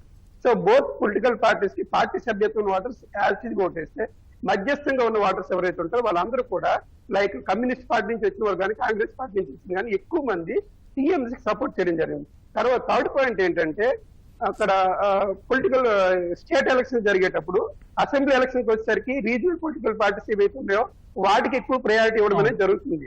మనం ఇప్పుడు గత చరిత్ర తీసుకుంటే, at the same time parliament election జరిగినప్పుడు నేషనల్ పొలిటికల్ పార్టీస్ కి ఎక్కువగా ఇంపార్టెన్స్ అనేది జరిగింది. సో ఇది కూడా ఇప్పుడు కూడా ఏం జరిగిందంటే, ప్రీవియస్ లో మన పార్లమెంట్ ఎలక్షన్ లో చూసిన బీజేపీ పార్టీకి ఎక్కువ ఓటింగ్ పర్సెంటేజ్ రావడం జరిగింది ఈ అమాంగ్ ద స్టేట్స్. సో ఇప్పుడు కూడా ఈ వెస్ట్ బెంగాల్లో అసెంబ్లీ ఎలక్షన్స్ లో రీజనల్ పార్టీ అయిన టీఎంసీకి ఎక్కువ ఓటింగ్ అనేది అసెంబ్లీకి రావడం జరిగింది. కాబట్టి ఫోర్త్ పాయింట్ ఏంటంటే, మమతా బెనర్జీకి ఉమెన్ ఓటర్స్ లో ఎక్కువ హోల్డ్ ఉండడం జరిగింది. ఈ 4 పాయింట్ల ద్వారా మాత్రమే మేబీ ఈ 4 పాయింట్స్ ద్వారా వీళ్ళు అధికారంలోకి చేపట్టడానికి జరిగింది. ఇక్కడ ఇంకొక పాయింట్ కూడా గుర్తుపెట్టుకోవాలండి మనం. అదేంటంటే 2011లో ఏం జరిగిందంటే, ఈవెన్ సింగిల్ సీట్ కూడా అసెంబ్లీలో లేదు బీజేపీ. కానీ 2021 విత్ ఇన్ అంటే స్పాన్ ఆఫ్ 10 years లో అపోజిషన్ అధికారం చేపట్టామనే ఒక నమ్మకానికి వచ్చారు. ఇది కూడా హార్డ్ సక్సెస్ అండి. అంటే ఇది ఈ సక్సెస్ ని మనం ఈజీగా తీసుకోకూడదు. శాస్త్రి గారు, ఎలక్షన్ కు ముందు బెంగాల్ పాలిటిక్స్, బెంగాల్ రిజల్ట్ అనేది నేషనల్ వైడ్ గా పొలిటికల్ డైనమిక్స్ని కొంతవరకు మారుస్తుంది. బీజేపీ గెలిస్తే చాలా అగ్రెసివ్గా వెళ్ళిపోతుంది, బీజేపీ ఒక రకంగా ఉంటుంది. అలాగే మమతాకు కూడా ఒక హోల్డ్ కావాలి, తన వాయిస్ ఒంటరిదైపోయింది, ఆవిడ మళ్ళీ గెలిస్తే గనక ఆమె వాయిస్ చాలా పెద్దగా వినిపిస్తుంది అనేటువంటి ఒక మాట వినిపించింది. మమతా బెనర్జీ క్లియర్గా అధికారాన్ని చేపట్టేటువంటి పరిస్థితి ఉంది. జాతీయ స్థాయి రాజకీయాల్లో ఈ ప్రభావం ఎలా ఉంటుంది? మీకు ముందే చెప్పాను నేను, సస్టైనింగ్ స్ట్రాటజీ, గ్రోత్ స్ట్రాటజీ. ఇదేంటంటే key turning point for BJP. ఎందుకంటే మీకు రైతులు ఇక్కడ ఉద్యమం చేయడం, ఢిల్లీలో ఉద్యమం చేయడం, దాని ఇంపాక్ట్ కనబడడం, ఈ రకరకాలు. ఇప్పుడు దీని ఇంపాక్ట్ మొత్తం ఈ entire impact is going to దీని మీద ఉత్తరప్రదేశ్ ఎలక్షన్ మీద పడుతుంది. అవును, ఉత్తరప్రదేశ్ ఎలక్షన్స్ లో ఇప్పుడు వాళ్ళు దీన్ని గట్టెక్కించుకోవడం అనేది it is just impossible task. అక్కడ నెగ్గడం అనేది ఎలా నగ్గుతారు అనేది ఎంత అగ్రెషన్. ఇదే రైతుల ఆందోళన ప్రభావం కూడా తీవ్రంగా ఉంది కదా, కొన్ని ప్రాంతాల్లో రైతుల ఆందోళన ప్రభావం తీవ్రంగా ఉంది అక్కడ. వెస్టర్న్ యూపీ అవన్నీ చాలా విపరీతంగా ఉంటుంది. బీహార్ ఎలక్షన్స్ లోనే అది చాలా స్పష్టంగా కనబడింది. వాళ్ళ అంటే దీంట్లో స్ట్రాటజికల్ గా వాళ్ళు చేసిన వాటిల్లో వాళ్ళు ఎనాలిసిస్ చేసుకోవాల్సినవి చాలా ఉన్నాయి. ఎందుకంటే నా ఉద్దేశ ప్రకారం వాళ్లే హెల్ప్ చేసినట్టయింది, అంత అగ్రెషన్ అవసరం లేదు. ఎందుకంటే మొత్తం దేశం అంతా అట్టడిగిపోయింది. లాస్ట్ 4 ఫేజ్ల ఎలక్షన్స్ లో మనం కోవిడ్ విషయంలో చాలా ఇబ్బంది పడ్డాం. ఆ ఇబ్బంది కూడా ప్రజల్లో అది కనబడింది అక్కడ, ఆ 4 ఫేజ్ల ఎలక్షన్స్ లో స్పష్టంగా కనబడింది. అదొక్కటే కాదు శాస్త్రి గారు, అదొక్కటే కాదు, దాదాపుగా 1,00,000 మంది పారామిలిటరీ బలగాలు బెంగాల్లో ఎన్నికల విధులు నిర్వహించాయి. అంటే ఒక్కొక్క బూత్కి కనీసం 5 ఆర్ముడ్ గార్డ్స్ ఎలక్షన్ విధుల్లో ఉన్నారు. అంటే ఒక భయభ్రాంతులైనటువంటి పరిస్థితి కల్పించారు. కేంద్ర ప్రభుత్వం క్యాప్చర్ చేయబోతుంది అనేటువంటి ఒక అభిప్రాయాన్ని కలిగించింది అనేటువంటి మాటలు ఎలక్షన్కి ముందు వినిపించాయి. అవన్నీ ఏమన్నా నెగిటివ్ వచ్చే ఉంటాయా? అంటే ఎలక్షన్ కమిషన్ చాలా ఇంపార్టెంట్ రోల్ ప్లే చేస్తుంది. ఎందుకంటే ఇందులో మాత్రం నేను ఎలక్షన్ కమిషన్ మీరు నేషనల్ మీడియాలో చూసినా కూడా నేను ప్రతి ఛానల్లో క్రిటిసైజ్ చేశాను. It is not. ఎందుకంటే ఎలక్షన్ కమిషన్ అనేది రాజ్యాంగ ప్రకారం ఒక స్వయం ప్రతిపత్తి సంస్థ. వాళ్ళు హెల్త్ మినిస్ట్రీ అఫీషియల్స్ ని కూర్చోబెట్టుకుని రివ్యూ చేసుకుని ప్రైమరీ డేటా అనాలిసిస్ చేసి ఇదంతా చేయవలసిన పరిస్థితి వాళ్ళకు ఉంది. మీరు ఎక్కడైతే కేరళ, తమిళనాడు స్టేట్లలో, ఎక్కడ కేరళలో కూడా కమ్యూనిస్టులు అక్కడ కూడా ఉన్నారు, ఇక్కడ కూడా ఉన్నారు, అన్ని చోట్ల ఉంటారు. అలా అని కాదు కదా. మీరు కేరళ, తమిళనాడులో 1 డేలో పోల్ కండక్ట్ చేసి ఇక్కడ 8 పేజీలకు అవసరం 70 పేజీలు ఉండొచ్చు, అక్కడ 70 పేజీలు అవసరం కూడా ఉండొచ్చు, తప్పేం లేదు. కావాలంటే 234 పేజీలు, 292లో 292 పేజీలు కూడా పెట్టుకోవచ్చు. అది కాదు కదా. ఇది ఎలక్షన్ లో డెమోక్రసీలో election is a festival of democracy. ఆ ఫెస్టివల్ ఆఫ్ డెమోక్రసీలో ప్రజలకు ఒక అవకాశం ఏంటంటే వాళ్ళు ప్రభుత్వాల మీద, పార్టీల మీద ఒక రకమైన పరమార్థం తెలుసుకోవాలి. మీనింగ్ అది election. Free, fair, peaceful election conduct చేయడం, దానికి ఇచ్చేయడం, గవర్నమెంట్ ఇది చేయడం, అది కాదు కదా, అది జరగలేదు కదా. ఓకే వెంకట్ గారు, మీరు మీ ఐడియాలజీ బలంగా ఉండాలి అని కోరుకున్నారు. బెంగాల్లో ఆల్రెడీ మీకు హోప్స్ లేవు కాబట్టి, ముందు నుంచి లేవు కాబట్టి, కానీ బెంగాల్లో బీజేపీ ఓడిపోవడం కావాలని మీరు కోరుకున్నారని చెప్పారు. అలాగే కేరళలో మీ పార్టీ గెలిచింది. దీన్ని బట్టి మీ ఐడియాలజీ అంటే లెఫ్ట్ పార్టీల అస్తిత్వం అనేది కొంతవరకు బలంగా, ఈ రకంగానైనా సరే బీజేపీని కొంతవరకు తగ్గించడం వల్ల బలంగా వినిపించగలిగామని ఏమైనా అనుకుంటున్నారా? కొంతమేరకు ఆ ప్రయత్నం చేశాము. మా అంచనా ప్రకారం కేరళలో బీజేపీకి 1 స్థానం రావాలి, కానీ ఇప్పుడు 3-4 స్థానాలు వచ్చేటట్టు కనిపిస్తుంది. దీనికి ప్రధాన కారణం కాంగ్రెస్ అధికారం అన్నటువంటి కాంక్ష తప్ప విధానాలు అనేవి కాంగ్రెస్కు లేవు అసలు. శబరిమల దాని మీద దేశ స్థాయిలో బీజేపీ, కాంగ్రెస్ సుప్రీంకోర్టు జడ్జిమెంట్ని బలపరిచి దాన్ని అమలు జరపడానికి ప్రయత్నం చేస్తే కేరళ గవర్నమెంట్ అక్కడ రివర్స్ అయిపోయారు, కాంగ్రెస్ కూడా రివర్స్ అయిపోయింది. ఇవాళ బీజేపీ గెలుస్తున్న స్థానాల్లో కాంగ్రెస్ అత్యంత తక్కువ ఓట్లు వచ్చినాయి. అంటే సిపిఎంను ఓడించడానికి బీజేపీకైనా ఓట్లు వేయడానికి కాంగ్రెస్ అక్కడ సిద్ధపడుతుంది. ఏమి రాజకీయాలు ఇవి? ఏ విధానాలు కాంగ్రెస్ అక్కడ అనుసరిస్తుంది? దాంతో జరుగుతున్న పరిణామాలు ఏమిటి? మేము ధైర్యంగా చెప్పగలం. ఓడిపోవటమా గెలవటం అనేది అన్నిసార్లు కూడా ఎందుకంటేనే ఓడిపోతాం, గెలుస్తుంటాం. కొన్నిసార్లు ఓడిపోవచ్చు, కొన్నిసార్లు గెలవచ్చు.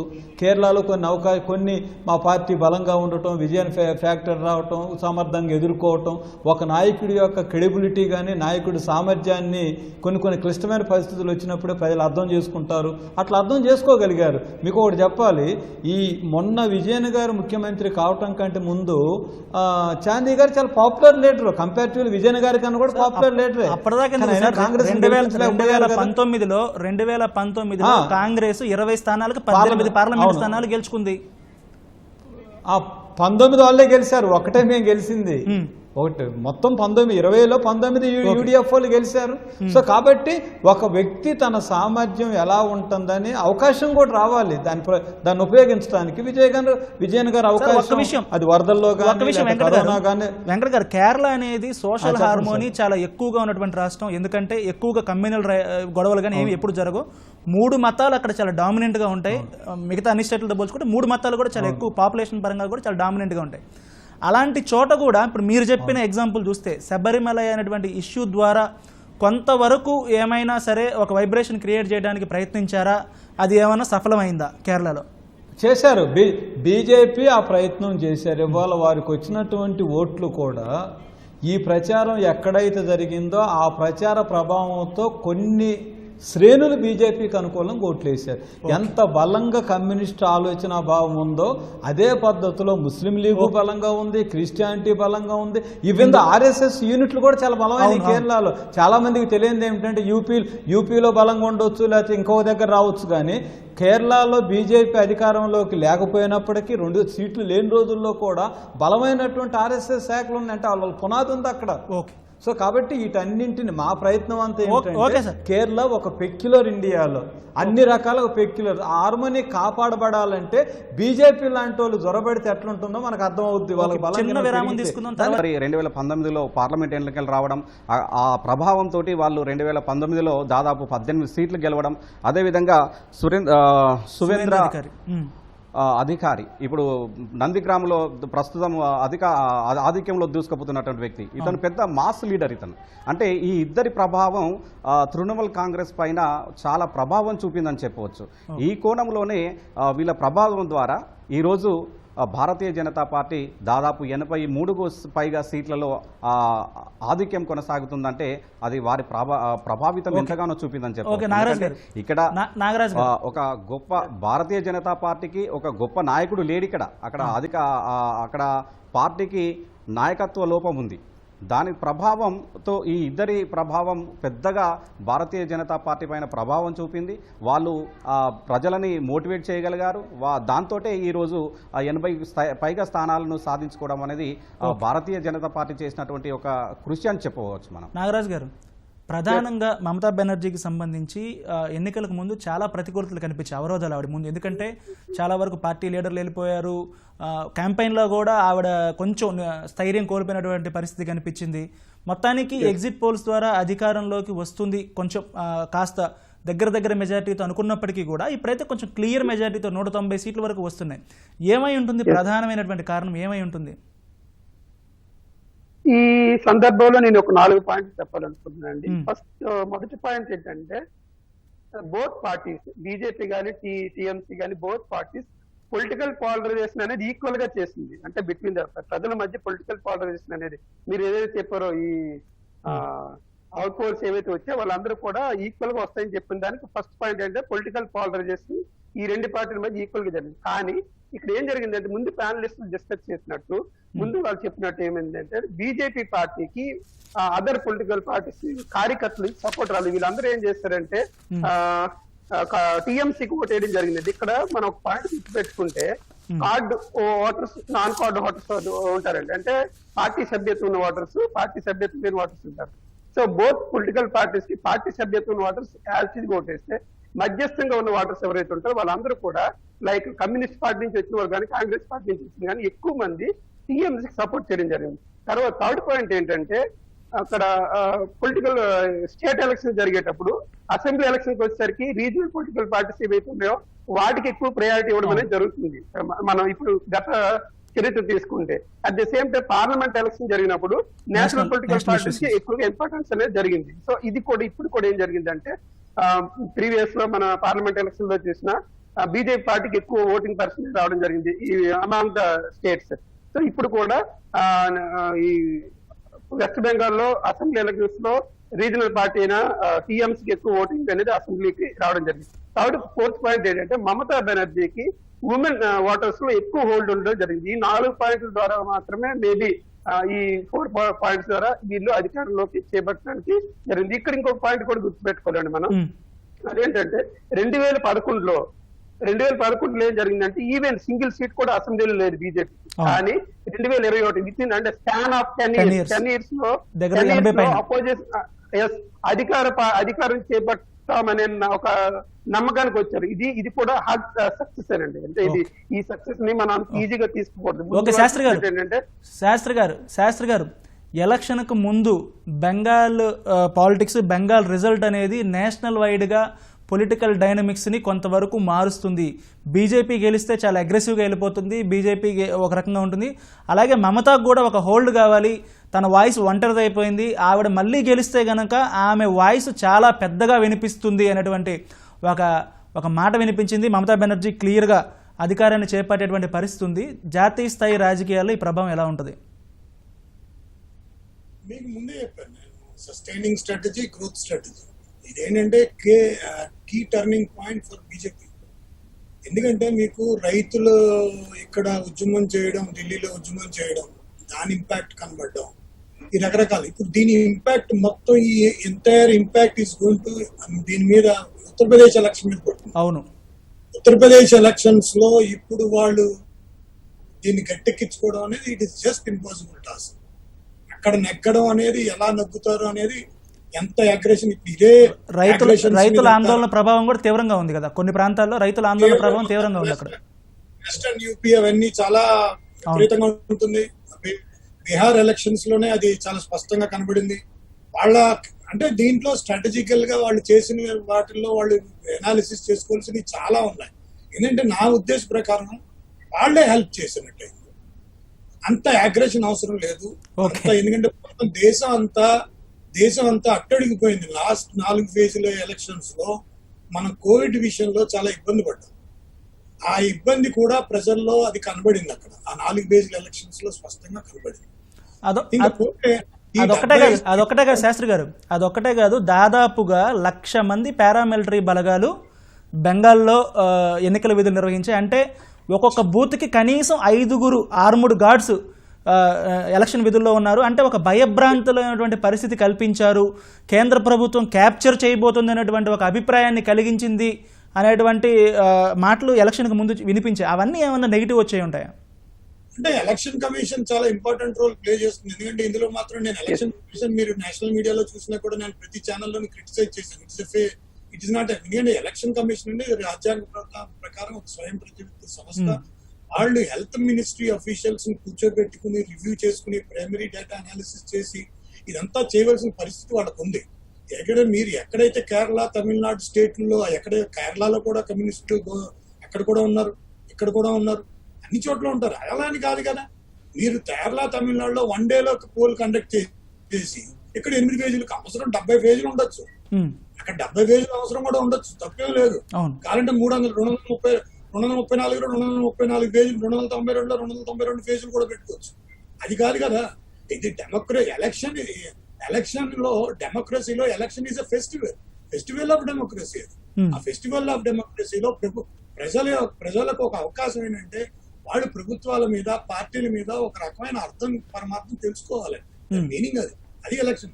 Free, fair, peaceful election conduct చేయడం, దానికి ఇచ్చేయడం, గవర్నమెంట్ ఇది చేయడం, అది కాదు కదా. అది జరగలేదు కదా. ఓకే వెంకట్ గారు, మీరు మీ ఐడియాలజీ బలంగా ఉండాలి అని కోరుకున్నారు. బెంగాల్లో ఆల్రెడీ మీకు హోప్స్ లేవు కాబట్టి, ముందు నుంచి లేవు కాబట్టి, కానీ బెంగాల్లో బీజేపీ ఓడిపోవడం కావాలని మీరు కోరుకున్నారని చెప్పారు. అలాగే కేరళలో మీ పార్టీ గెలిచింది.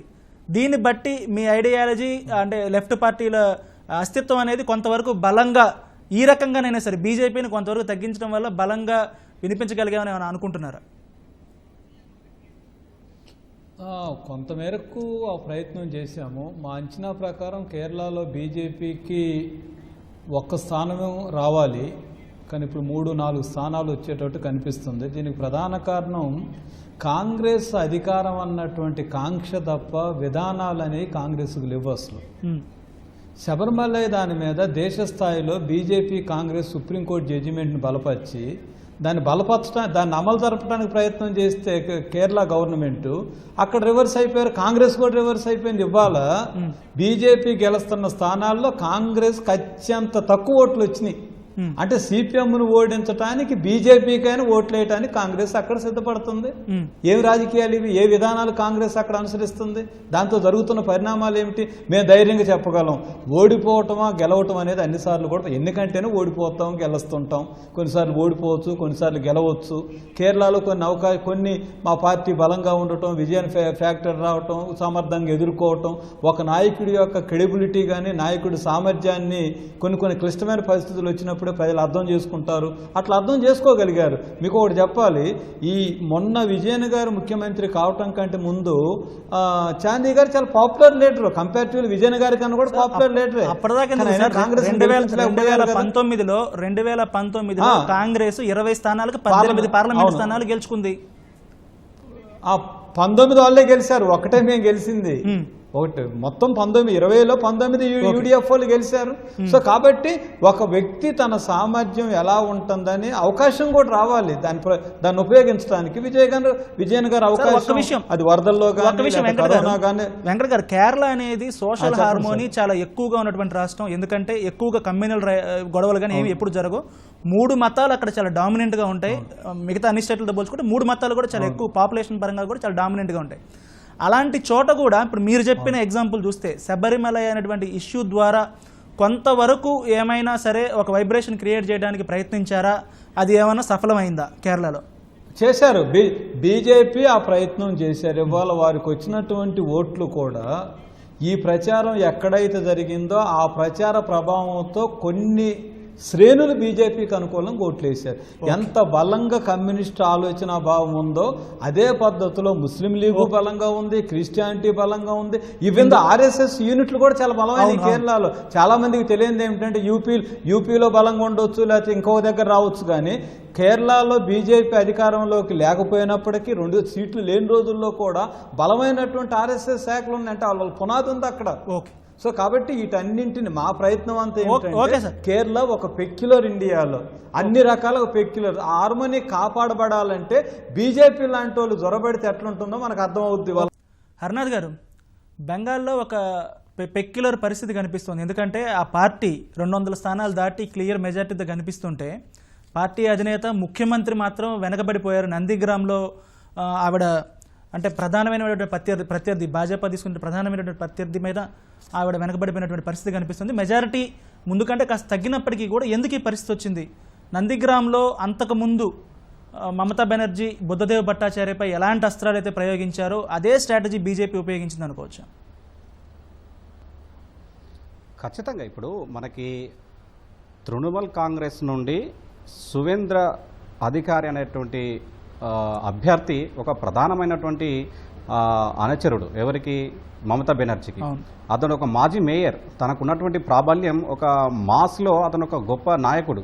ఆ నాయకుడిని ప్రభావితం చేయగలిగింది భారతీయ జనతా పార్టీ. సో భారతీయ జనతా పార్టీలోకి ఆహ్వానించిన తర్వాత ఇప్పుడు అదే మమతా బెనర్జీ పైన పోటీకి దింపడం జరిగింది. ఆ క్రమంలోనే ఈరోజు తను దాదాపు ఒక 3-4 వేల ఆధిక్యతంలో ముందుకు కొనసాగుతున్నటువంటి పరిస్థితి మనకు కనబడతా ఉన్నది. అంటే ఇక్కడ భారతీయ జనతా పార్టీ ఏ కోణంలో ఆలోచించిందంటే మనం మమతా బెనర్జీని ఏ విధంగా ఢీకొట్టగలం అంటే తన దగ్గర ఉన్నటువంటి ప్రధాన అనుచరులు ఎవరైతే ఉన్నారో ఆ అనుచరులని మనం కనుక భారతీయ జనతా పార్టీలో చేర్చుకున్నట్టయితే ఆ ప్రభావితం ఖచ్చితంగా మమతా బెనర్జీని మానసికంగా దెబ్బతీయడమే కాకుండా ఓటర్లను ప్రభావితం చేసి ఓటు బ్యాంకును కూడగొట్టుకునే ప్రయత్నం చేయాలని భావించింది. అక్కడ భారతీయ జనతా పార్టీ సఫలీకృతమైందని మనం చెప్పవచ్చు. అట్లనే మరొక విషయం ఏంటంటే కొంత గత 2000 సంవత్సరంలో జూన్లో సంభవించినటువంటి వరదలు పెద్ద ప్రభావితం చూపాయని మనం చెప్పవచ్చు. అక్కడ దాదాపు 3 లక్షల మంది ఆ వరద బాధితులు నిర్వాసం కోల్పోయి సర్వస్వం కోల్పోయినటువంటి పరిస్థితి. అక్కడ ఆ అస్త్రాలను భారతీయ జనతా పార్టీ ఉపయోగించుకుంది. అంటే ఆ నిర్వాసితులకు రాష్ట్ర ప్రభుత్వం ఏ కోశాన కూడా సహాయం చేయలేదు, వాళ్ళని ఒంటరిని చేసిందన్నటువంటి భయాన్ని కలిగించింది. అందులో భాగంగానే నరేంద్ర మోడీ అక్కడికి వెళ్ళి దాదాపు ఒక 10 బిలియన్ల రూపాయలను ఆ రాష్ట్రానికి వరద బాధితులకు కేటాయిస్తున్నట్టు ప్రకటించడం జరిగింది. సో అట్లా కొంత ప్రభావం భారతీయ జనతా పార్టీని ప్రభావితం చేస్తూ మమతా బెనర్జీని కొంత వెనుకంజలోకి నందిగ్రామ్లో పర్టికులర్ గా మమతా బెనర్జీ రైజ్ స్టార్ట్ అయింది నందిగ్రామ్ ఉద్యమం నుంచి ఆవిడ పొలిటికల్ పీక్ స్టేజ్కి వెళ్ళింది. అయితే ఇప్పుడు ఒక దాదాపు 10-15 ఏళ్ల తర్వాత ప్రజల్లో ఓ రకమైన అభిప్రాయం మారింది అనేటువంటిది సర్వేలు చెప్తున్నాయి. ఎందుకంటే టాటా ఫ్యాక్టరీ రాకపోవడం వల్ల కొంతవరకు అంటే అక్కడ ఫ్యాక్టరీ ఆగిపోయింది, మరి ఇతరత్ర అభివృద్ధి కార్యక్రమాలు అయితే ఏం జరగలేదు. ఫ్యాక్టరీకి బదులుగా మరొక అభివృద్ధి కార్యక్రమం ఏదైనా జరిగి ఉంటే ప్రజలు సాటిస్ఫై అయ్యేవాళ్ళు. అలాంటి జరగకపోవడం వల్ల ఫ్యాక్టరీ వచ్చుంటే ఇంకా బాగుండేదేమో అనేటువంటి ఒక అభిప్రాయం స్థానిక ప్రజల్లో బలపడింది అనేది కూడా ఉంది. అదేమన్నా ప్రభావం చూపింది అనుకోవచ్చా? తప్పకుండా అండి. ఇప్పుడు పశ్చిమ బెంగాలే కాదు, ఏ రాష్ట్రం అయినప్పటికీ కూడా అక్కడ యువతకు ఉపాధి అవకాశాలు కల్పించాలి, పరిశ్రమలను నెలకొల్పాలి. ఇప్పుడు చాలా మంది యువకులు హయ్యర్ ఎడ్యుకేషన్కి వస్తూ ఉన్నారు. ప్రతి ఒక్కరికి మనం గవర్నమెంట్ ఉద్యోగం ఇవ్వలేం. కాబట్టి ప్రైవేట్ రంగంలో కనుక మనం ఉపాధి అవకాశాలు కల్పిస్తే వారికి ఒక భరోసా అనేది దక్కుతుంది. ఇప్పుడు దేశవ్యాప్తంగా అనేక రాష్ట్రాల నుండి మనకు వివిధ ప్రాంతాలకు మైగ్రేట్ అవుతున్నటువంటి కూలీలను మనం చూస్తా ఉన్నాం. అంటే ఆ రాష్ట్రాలలో వాళ్ళకు ఉపాధి అవకాశాలు లేకపోవడం ద్వారా ఇతర రాష్ట్రాలకు బతుకు తెరువు కోసం బయలుదేరుతున్నటువంటి పరిస్థితి. ఆ కోణంలో పశ్చిమ బెంగాల్ 4వ స్థానంలో ఉంది. ఆ రాష్ట్రం నుండి దాదాపు 10 లక్షల మంది ప్రతి ఏటా ఇతర రాష్ట్రాలకు వలసపోతున్నటువంటి పరిస్థితి మనకు కనబడతా ఉంది. లాస్ట్ ఇయర్ మనకు కోవిడ్ సందర్భంలో లాక్డౌన్ విధించిన సందర్భంలో సుమారు ఒక 25,000 మందికి కనీసం వాళ్ళకి ఎలాంటి భరోసా కల్పించలేకపోయింది. ఆ ప్రభావం కనిపించింది. ఓకే నాగరాజు గారు, తప్పకుండా నాగరాజు గారు, ఎగ్జిట్ పోల్స్ కి సంబంధించి దాదాపుగా అన్ని రాష్ట్రాలు కొంచెం అటు ఇటుగా ఉన్నప్పటికీ కూడా తమిళనాడులో మాత్రం కొంచెం తేడా కనిపిస్తుంది. ఎందుకంటే జయలలిత నిష్క్రమణ తర్వాత, తమిళనాడు రాజకీయాల్లో జయలలిత నిష్క్రమణ తర్వాత ఏఐడిఎంకే పరిస్థితి పూర్తిగా డేలా పడిపోయింది. శశికళ విరమించుకోవడం, వీటన్నిటి ద్వారా ఏఐడిఎంకే పర్ఫార్మెన్స్ చాలా దారుణంగా ఉంటుందని భావించారు.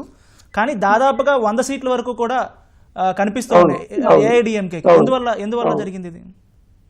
ఇక్కడ తమిళనాడు రాజకీయాలు ఒకసారి మనం చూసుకుంటే ఎప్పుడు కూడా from before independence regional influence ఎక్కువ ఉంటుందండి, అంటే ఇండిపెండెన్స్ రాకముందు. కానీ అందుకోసమైన నేషనల్ పొలిటికల్ పార్టీస్ అనేవి తమిళనాడులో ఇన్ఫ్లుయెన్స్ చేయలేకపోయి ఏదో డిఎంకే ఆర్ ఏఐడిఎంకే ఈ 2 పార్టీల మధ్య పవర్ చేంజింగ్ అనేది జరుగుతుంది.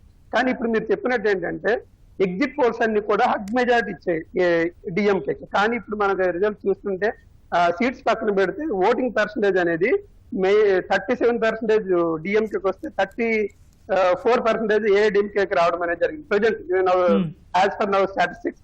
దీనికి ప్రధానమైన కారణం ఏంటంటే తమిళనాడులో ఏఐడిఎంకేకి స్టిల్ ఉమెన్ ఓటింగ్ అనేది వాళ్ళు క్యాప్చర్ చేస్తున్నారని చెప్పి మనం అర్థం చేసుకోవచ్చండి. అండ్ దీనికి ఏంటంటే ఏఐడిఎంకే ఎప్పుడు ఫ్రమ్ ద జయలలిత ఉన్న దగ్గర నుంచి కూడా it matter of financial independence for women. Financial independence అనేది ఏఐడిఎంకే ఎక్కువగా ఉమెన్ కి ఇవ్వడం జరిగింది. అంటే like free sorry, cooker, TV, refrigerator ఇవన్నీ కూడా హోల్డ్ చేసుకుని వాళ్ళని ఓట్ బ్యాంక్ గా మలుచుకుంది. ఇప్పుడు కూడా ఆ ఓట్ బ్యాంక్ అనేది డైవర్ట్ అవ్వకుండా ఏఐడిఎంకే పడిందని చెప్పి మనం అర్థం చేసుకోవచ్చు. At the same time 2 terms అక్కడ అధికారం ఉండడం వల్ల ఏఐడిఎంకే 2 టర్మ్స్ హోల్డ్ చేయడం వల్ల ఏంటంటే ఆటోమేటిక్ గా యాంటీ ఇన్కంబెన్స్ అనేది రావడం జరుగుతుంది. కొంతవరకు యాంటీ ఇన్కంబెన్స్ వాళ్ళ సీట్లు తగ్గడం జరిగింది. కానీ ఇక్కడ ఇంకొక విషయం ఏంటంటే backup regional national political party ఏదైతే ఉందో బీజేపీ, ఈ ఏఐడిఎంకే సపోర్ట్ చేయడం వల్ల కూడా ఈ పర్సంటేజ్ అనేది కొంచెం రావడం. అయితే మీరు చెప్పిన లాజిక్ ప్రకారం రీజనల్ ఫీలింగ్ ఎక్కువగా ఉంటుంది అనుకున్నప్పుడు బీజేపీతో కలిసినప్పుడు ఓట్లు తగ్గాలి కదా. బీజేపీతో కలిసినప్పుడు బీజేపీ మీద ఉండే వ్యతిరేకత వల్ల ఓట్లు తగ్గాలి, కానీ పెరిగాయి. ఇక్కడ ఇంకోటి కూడా ఆలోచించాలి మనం. కమల్ హాసన్ పార్టీ కానీ రజనీకాంత్ వస్తారనుకున్నా రాలేదు. ఆ కమల్ హాసన్ పార్టీ అనేది ఎంతవరకు ప్రభావం చూపింది అనుకోవచ్చు అంటే ఇలా పర్సంటేజ్ విషయంలో? కమల్ హాసన్ పార్టీ అనేది ఇక్కడ ఒక విషయం ఏంటంటే పొలిటికల్ పార్టీ అనేసరికి ఎవరైతే అధికారం చేపట్టడానికి ప్రయత్నిస్తారో వాళ్ళు ఓటింగ్ ని గెయిన్ చేయడానికి సక్సెస్ అవుతారు. కానీ ఇక్కడ కమల్ హాసన్ పొలిటికల్ పార్టీ అధికారం చేపట్టడానికి ప్రయత్నం చేయలేదని నా ఒపీనియన్ అండి. కంప్లీట్ గా ఈ 2 పొలిటికల్ పార్టీస్ ఏవైతే డిఎంకే ఏఐడిఎంకే ఉన్నారో వీళ్ళు మాత్రమే పొలిటికల్ స్క్రీన్ పైన ఏదైతే అక్కడ ఎలక్షన్ స్క్రీన్ పైన ఎక్కువగా ఇన్ఫ్లుయెన్స్ చేయగలిగాయి. మిగతా కమల్ హాసన్ పొలిటికల్ పార్టీ ప్రజల్ని ఓటు రూపంలో వాళ్ళు మలుచుకోవడం కోసం ఆయన మీద అభిమానం ఉన్నా సరే ఓటు రూపంలో కొంతమంది ప్రజలు వాళ్ళ వైపు తిప్పుకోవడంలో కొంతవరకు ఫీల్ అయ్యారు. మీరు చెప్పిన పాయింట్ ఏదైతే ఉందో బీజేపీ పార్టీ బ్యాకప్ ఉంది కనుక రీజనల్ ఫీలింగ్ ఎక్కువగా ఉంటే డెఫినెట్ గా ఓట్ పర్సెంటేజ్ తగ్గాలి కదా అని చెప్పారు ఎగ్జాక్ట్. కానీ ఇక్కడ నేను చెప్పే పాయింట్ ఏంటంటే ఏదైతే వెల్ఫేర్ పాలిటిక్స్ ఉన్నాయో, ఉమెన్ ఇండిపెండెన్స్ ఉందో, భారతదేశం ఏంటంటే men dominated country, India men dominated country అయినప్పుడు ఫస్ట్ మన సౌత్ ఇండియాకి వచ్చేసరికి ఎక్కువగా ఉమెన్ డామినేషన్ కొంచెం పెరుగుతూ వస్తుంది. అట్ ద సేమ్ తమిళనాడులో కూడా ఉమెన్ డెవలప్మెంట్ కి ఎక్కువగా ఏఐడిఎంకే ఎక్కువ పాలసీస్ తీసుకురావడం జరిగింది. దాన్ని హోల్డ్ చేసుకొని ఈ ఓటింగ్ పర్సెంటేజ్ క్లియర్ గా మనకి ఒకసారి అబ్జర్వ్ చేస్తే క్లియర్ పిక్చర్ అనేది కనిపించడం జరుగుతుందని అని నా అభిప్రాయం అండి. At the same time DMK అధికారంలోకి రావడం ఏంటంటే వీళ్ళు 75%, 70% లోకల్ ఎంప్లాయ్మెంట్ ని ఓన్లీ తమిళన్స్ కే కేటాయిస్తామని చెప్పి వాళ్ళు మేనిఫెస్టోలో చెప్పడం, తర్వాత పెట్రోల్ రేట్లు ఏవైతే పెరిగాయో వాటిని తగ్గిస్తామని చెప్పడం, తర్వాత ఏంటంటే శ్రీలంక పౌరులకి ఇండియన్ పౌరసత్వం ఇస్తామని చెప్పడం, ఇవన్నీ కూడా డిఎంకే పాజిటివ్ గా మారాయని చెప్పి మనం చెప్పుకోవచ్చు. ఓకే శాస్త్రి గారు, మొత్తానికి 5 రాష్ట్రాలకు సంబంధించి అంటే 2 పెద్ద రాష్ట్రాలు తమిళనాడు, బెంగాల్ 2 పెద్ద రాష్ట్రాలు. పొలిటికల్గా కూడా చాలా ఎక్కువ ప్రభావం చూపించింది బెంగాల్. దాని రిజల్ట్ అనేది ఖచ్చితంగా మొత్తం దేశ రాజకీయాలన్నిటి మీద ఉంటుంది. ఇప్పుడున్న జంక్షర్లో అది ఖచ్చితంగా ఉంటుంది. ఎందుకంటే బీజేపీని చాలా ధీటుగా నేరుగా ఎదుర్కొంటున్నటువంటి నేత మమతా బెనర్జీ. ఆవిడకి ఇప్పుడు ఒక మంచి అస్త్రం లేకపోతే ఒక బలం, బీజేపీ మీద గెలవడం అనేది ఒక బలం. ఆ బలాన్ని ఎలా ఉపయోగించబోతారు? ఈ ప్రభావం జాతీయ రాజకీయాలపై ఎలా ఉండబోతాయి? అంటే రియాలిటీ చూసుకుంటే మీరు ఏదో ఫుల్ ఫోర్స్ తో కేంద్ర మంత్రులు పంపించేసి ప్రైమ్ మినిస్టర్ పోయి మేము హడావుడి చేసి మీడియా క్యాంపెయిన్లు చేస్తే అదేం ప్రజలు ఓట్లేస్తారన్న భావన చూసారా, అది పక్కన పెట్టుకోలేదు. అది జరగదని తెలిసిపోయింది. వీళ్ళు కేరళలో కూడా జరిగింది కదా, కేరళలో కూడా ఇలాగే వెళ్ళారు, ఇంతే స్పీడ్ లో వెళ్ళారు కేరళలో అయ్యప్ప స్వామి టెంపుల్ టైంలో. కానీ ఇదేంటంటే అది కరెక్ట్ కాదు. ఇది ఇప్పుడు ప్రజాస్వామ్యంలో ప్రజలకు సేవ చేయడానికి వచ్చే పద్ధతి ఉంది చూసారా, ఆ పద్ధతి ఇది కాదు అని ప్రజలు ఒప్పుకోయింది. ఇప్పుడు ఈ కరోనా తర్వాత ఇప్పుడున్న ఈ పరిస్థితుల తర్వాత ప్రజల్లో మార్పు వస్తుంది, విపరీతమైన మార్పు వస్తుంది. అంటే ప్రజలు చూశారు. ప్రజలు ఇప్పుడు మనం చూస్తుంటే రాత్రి ప్రజలు పడుకున్నారంటే నేను నమ్మను. ఢిల్లీలో ఎటువంటి పరిస్థితి అంటే అడుగు తీసి అడుగు వేయలేవు. అవును, ఢిల్లీలో ఎటువంటి పరిస్థితి అంటే అడుగు తీసి అడుగు వేయలేవు.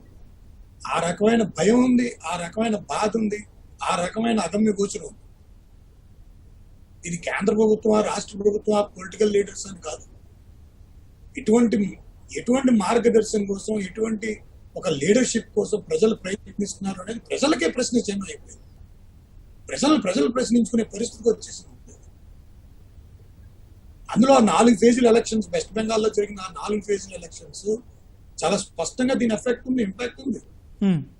మీరు ఈ మన కమ్యూనిస్ట్ పార్టీ చెప్పినట్టుగా 70 సీట్లలో 67 సీట్లలో మమతా బెనర్జీ లీడ్ చేసింది వాళ్ళని. 67 సీట్లు అంటే ఇండైరెక్ట్ గా కన్సాలిడేషన్ అయిపోయింది. కన్సాలిడేషన్ అయింది ప్రజల్లో. అంటే 204 సీట్లు ఇప్పుడు ఐ కెన్ సీ. నేను మొదటే చెప్పాను అంటే కమ్యూనిస్టులవి కాంగ్రెస్ వాళ్ళ సీట్లన్నీ తృణమూల్ కాంగ్రెస్కి వచ్చాయా? తృణమూల్ కాంగ్రెస్ వచ్చినాయి. ఇప్పుడు బీజేపీ 85, టీఎంసీ 204, 205 ఉంది. అవును, అంటే దాని అర్థం ఏంటి అంటే ఆల్మోస్ట్ వాళ్ళు కిందటిసారి అన్ని నెగ్గారు. అంటే యాంటీ ఇన్కంబెన్సీ లేదు, ఏదీ లేదు. మీ కన్సాలిడేషన్ అంటే మీరు చేసింది ఒక 70-80 సీట్ల కోసం మొత్తం ఈ రకమైన పరిస్థితి. అంటే ప్రజాస్వామ్యం ఈ రకంగా కూడా వెళ్తుందా అంటే అభివృద్ధి చేయుత, డెవలప్మెంట్ అండ్ అప్లిఫ్ట్మెంట్. అంటే కాన్స్టిట్యూషన్ ప్రకారం ఏంటంటే ప్రజలకి ఉండే పదాలు అర్థం అవుతుంది. అభివృద్ధి చేయుత అంటే డెవలప్మెంట్ అండ్ అప్లిఫ్ట్మెంట్. ఇంక వేరే వాళ్ళతో సంబంధం. ఎలక్షన్కు ముందు మమతా బెనర్జీ స్ట్రాటజిస్ట్ ప్రశాంత్ కిషోర్ చెప్పారు, బీజేపీ గనక 100 సీట్లు దాటితే తాను పూర్తిగా ఇంకా రాజకీయాల నుంచి వదిలేస్తాను, ఇలాంటి ప్రచార కార్యక్రమాలకు కూడా, క్యాంపెయిన్లు కూడా వదిలేస్తానని సవాల్ చేశారు. కానీ అది ఇప్పుడు నిజమయ్యే పరిస్థితి కనిపిస్తుంది. ఎంత కాన్ఫిడెన్స్, ఏ కాన్ఫిడెన్స్తో వాళ్ళు ఈ వ్యాఖ్య చేస్తుంటారు? అది ఆయన చెప్పక్కర్లేదండి. అంటే వీళ్ళు ఉన్న సీట్లు 3 సీట్లు, వాళ్ళకి వచ్చిన 16 ఎంపీ సీట్లు అవన్నీ కలుపుకుంటే 60-70. It can't be more than that. కానీ ఆ 3 సీట్లే 2019 కల్లా దాదాపుగా 90 సీట్లు ఆధిక్యం వచ్చింది కదా సార్ వాళ్ళకి. ఆ 3 సీట్లే కదా. దాని కాదు ఎందుకు వస్తుందంటే మెంబర్ ఆఫ్ పార్లమెంట్ సీట్స్ వచ్చినాయి వాళ్ళకి. 2019లో మెంబర్ ఆఫ్ పార్లమెంట్ సీట్స్ వచ్చినాయి వాళ్ళకి. అదే నేను పార్లమెంట్ ఆధిక్యం చెప్తున్నా.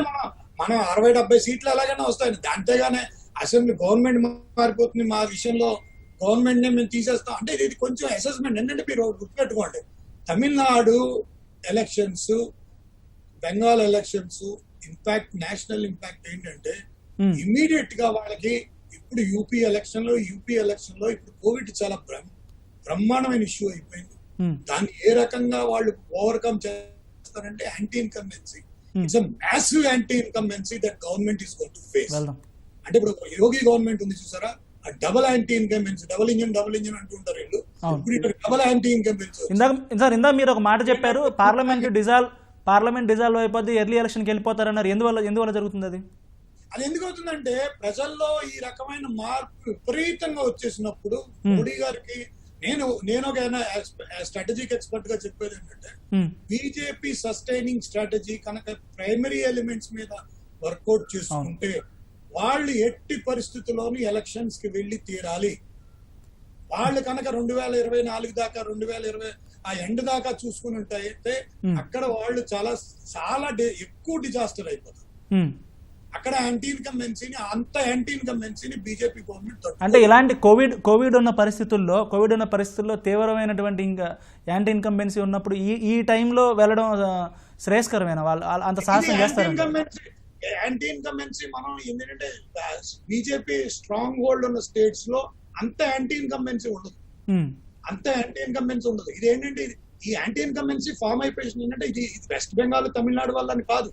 ఇది ఎప్పుడైతే ఈ 4 ఫేజులు ఈ మార్చ్ ఏప్రిల్ నెలలో వచ్చిన ఈ ఫార్మేషన్ అయింది చూసారు యాంటీ ఇన్కంబెన్సీ, అది చాలా స్ట్రాంగ్ యాంటీ ఇన్కంబెన్సీ.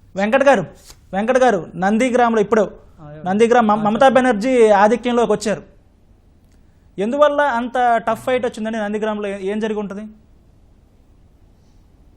ఒకటి, నందిగ్రామ్లో సురేంద్ర అధికారికి చాలా పట్టు ఉంది. అవును, వాళ్ళ ఫ్యామిలీ మొత్తం ఉంది. ఎల్ఎఫ్ గవర్నమెంట్ ఉన్న రోజుల్లో కూడా నందిగాం ఏరియాలో అతనికంటూ ఒక సొంత సామ్రాజ్యం ఉంటుంది. వివిధ రకాల వ్యక్తులు, సంస్థలు అందరిని కూడా వాళ్ళు మేనేజ్ చేస్తారు.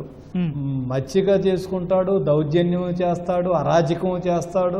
తన గనక అధికారం కావాలనుకుంటే ఎంత స్థాయికైనా సురేంద్ర అధికారి దిగినటువంటి అనుభవాలు మనకు. నందిగాంలో అరాజకాన్ని సృష్టించాడు కదా, అక్కడ పరిశ్రమలు పెట్టడానికి సిపిఎం ప్రభుత్వం ప్రయత్నం చేసినప్పుడు.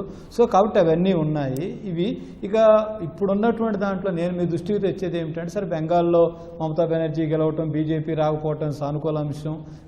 అలాగనే డిఎంకే కానీ లేకపోతే ఇక్కడ ఎల్డిఎఫ్ కానీ ఇటు రావటం కూడా మంచి అంశాలు. కానీ ఇవాళ బీజేపీ ఎన్నికల ద్వారా మీ ఛానల్ ద్వారా కేంద్ర ప్రభుత్వాన్ని కోరేది, విజ్ఞప్తి చేసేది, అధికారం కోసం దేశాన్ని వల్లకాడు చేయబాకండి. ఇప్పటికైనా గుర్తించండి, రైతులు రోడ్ల మీద ఉన్నారు, ఆ చట్టాలను రద్దు చేస్తున్నట్టుగా ప్రకటించండి. తర్వాత మాట్లాడుకుందాం, మళ్ళీ చర్చించుకుందాం, కొత్త అంశాలను ముందుకు తెచ్చుకుందాం. ఆ చట్టాలను రద్దు చేసి రైతులకు ఉపయోగపడే చట్టాల గురించి పార్లమెంట్లో చర్చించుకోవచ్చు, దాన్ని ఆలోచించుకోండి. అలాంటి జరుగుద్దని మీరు అనుకుంటున్నారా? ఏమండి, ఇప్పుడు ప్రజల గురించి ఆలోచించేటటువంటి వాళ్ళు ఖచ్చితంగా చేయాలి. ఇప్పుడు కరోనా ఉంది, ఎంత దుర్మార్గంగా ఉంది. మన శాస్త్రి గారు చెప్పారు, అర్నాథ్ గారు చెప్పారు. ఏంటి వాళ్ళ ఢిల్లీలో ఆక్సిజన్ దొరక్క దేశ క్యాపిటల్లో ఇప్పుడు 10 మంది చనిపోయారు. మళ్ళీ ఒక హాస్పిటల్లో, పిల్లల హాస్పిటల్ వాళ్ళు ప్రకటిస్తున్నారు టీవీల ద్వారా, ఏమిటి మాకు ఆక్సిజన్ అయిపోయింది, ప్రభుత్వం జోక్యం చేసుకోకపోతే పిల్లలందరూ ఎందుకు వచ్చింది ఈ దుస్థితి అంతా? ఇది మోడీ గారి కారణం కాదా?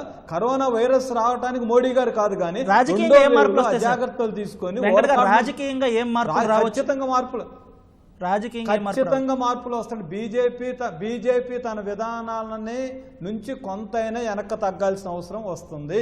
అదే గనక జరగకపోతే ఇప్పుడు ఎన్నికల్లో ఏం జరిగిందో ప్రజలు తిరగబడతారు. రేపు కరోనాలో గనక ఇదే పరిస్థితి కొనసాగితే, ప్రభుత్వం చర్యలు తీసుకోకపోతే, ఇవాళ దేశమంతా కౌంటింగ్ జరుగుతుంటే ఇప్పుడే ప్రధానమంత్రి గారికి కరోనా గురించి 9:30 సమీక్ష పెట్టారు. కాబట్టి ఇప్పటికైనా మేము ప్రభుత్వాన్ని కోరేది, కరోనా అన్ని దారులు కరోనాని నియంత్రించడానికి, కరోనా సహాయక చర్యలు చేపట్టడానికి ముందుకు రండి. మెరుగు చేయండి కదా. ఇప్పుడు పౌచ్ గారు చెప్తుంది ఏమిటి? మా ఉద్దేశం ఏమిటంటే ఎన్నికల ద్వారా ప్రభుత్వం మీద ఒక పోరాటం చేయడానికి అందరూ ఏకం కావాలా. చెప్పండి. సంతోషం. బీజేపీ వచ్చి బీజేపీని వంచటానికి మనం ప్రయత్నం చేయాల్సిందే. శాస్త్రి గారు చెప్పండి. క్రూషియల్ గా చెప్పాల్సింది ఏంటంటే చాలా క్రిటికల్ స్ట్రాటజిక్ ఎలిమెంట్ ఏంటంటే నందిగ్రామ్ లో మమతా బెనర్జీ కంటెస్ట్ చేయడం ఉంది చూసారా, అదే ఆవిడ గవర్నమెంట్ సస్టైన్ చేసింది. ఓకే. ఎందుకంటే ఆ రీజన్ మొత్తం 64-65 ఎమ్మెల్యేస్ అసెంబ్లీ సెగ్మెంట్స్ ఉన్నాయి. ఆ మొత్తం రీజన్ లో ఆవిడ నిలబడి ఒక్కరు ఒంటరిగా, ఆ సువేంద్ర అధికారి కరెక్ట్, అతను చాలా చాలా పవర్ఫుల్ లీడర్ అక్కడ. అందులో ఈవిడ ఎప్పుడైతే అక్కడికి వెళ్ళి ఆవిడే నిలబడి అదంతా హ్యాండిల్ చేస్తుందో, అది కనుక హ్యాండిల్ చేసుకోకపోతే కనీసం 70-80 సీట్ల కానీ రిస్క్ చేసినట్లే కదా, దాదాపుగా 5-6 రౌండ్లు వెనకబడి ఉంది. ఆవిడ నిలబడి ఆ రిస్క్ తీసుకుంటే మేబీ ఆవిడ డిఫీట్ అవ్వచ్చు. వాళ్ళ ఈ దాంట్లో maybe she may lose it, but doesn't make any sense because ఆవిడ అక్కడ నిలబడటం స్ట్రాటజిక్ గా ఇట్స్ అ బిగ్ గేమ్. అది బిగ్ గేమ్. ఆ టికెట్ కరెక్ట్ అది. ఓకే, థ్యాంక్ యూ శాస్త్రి గారు, థ్యాంక్ యూ వెంకట్ గారు, థ్యాంక్ యూ నాగరాజు గారు చర్చలో పాల్గొన్నందుకు.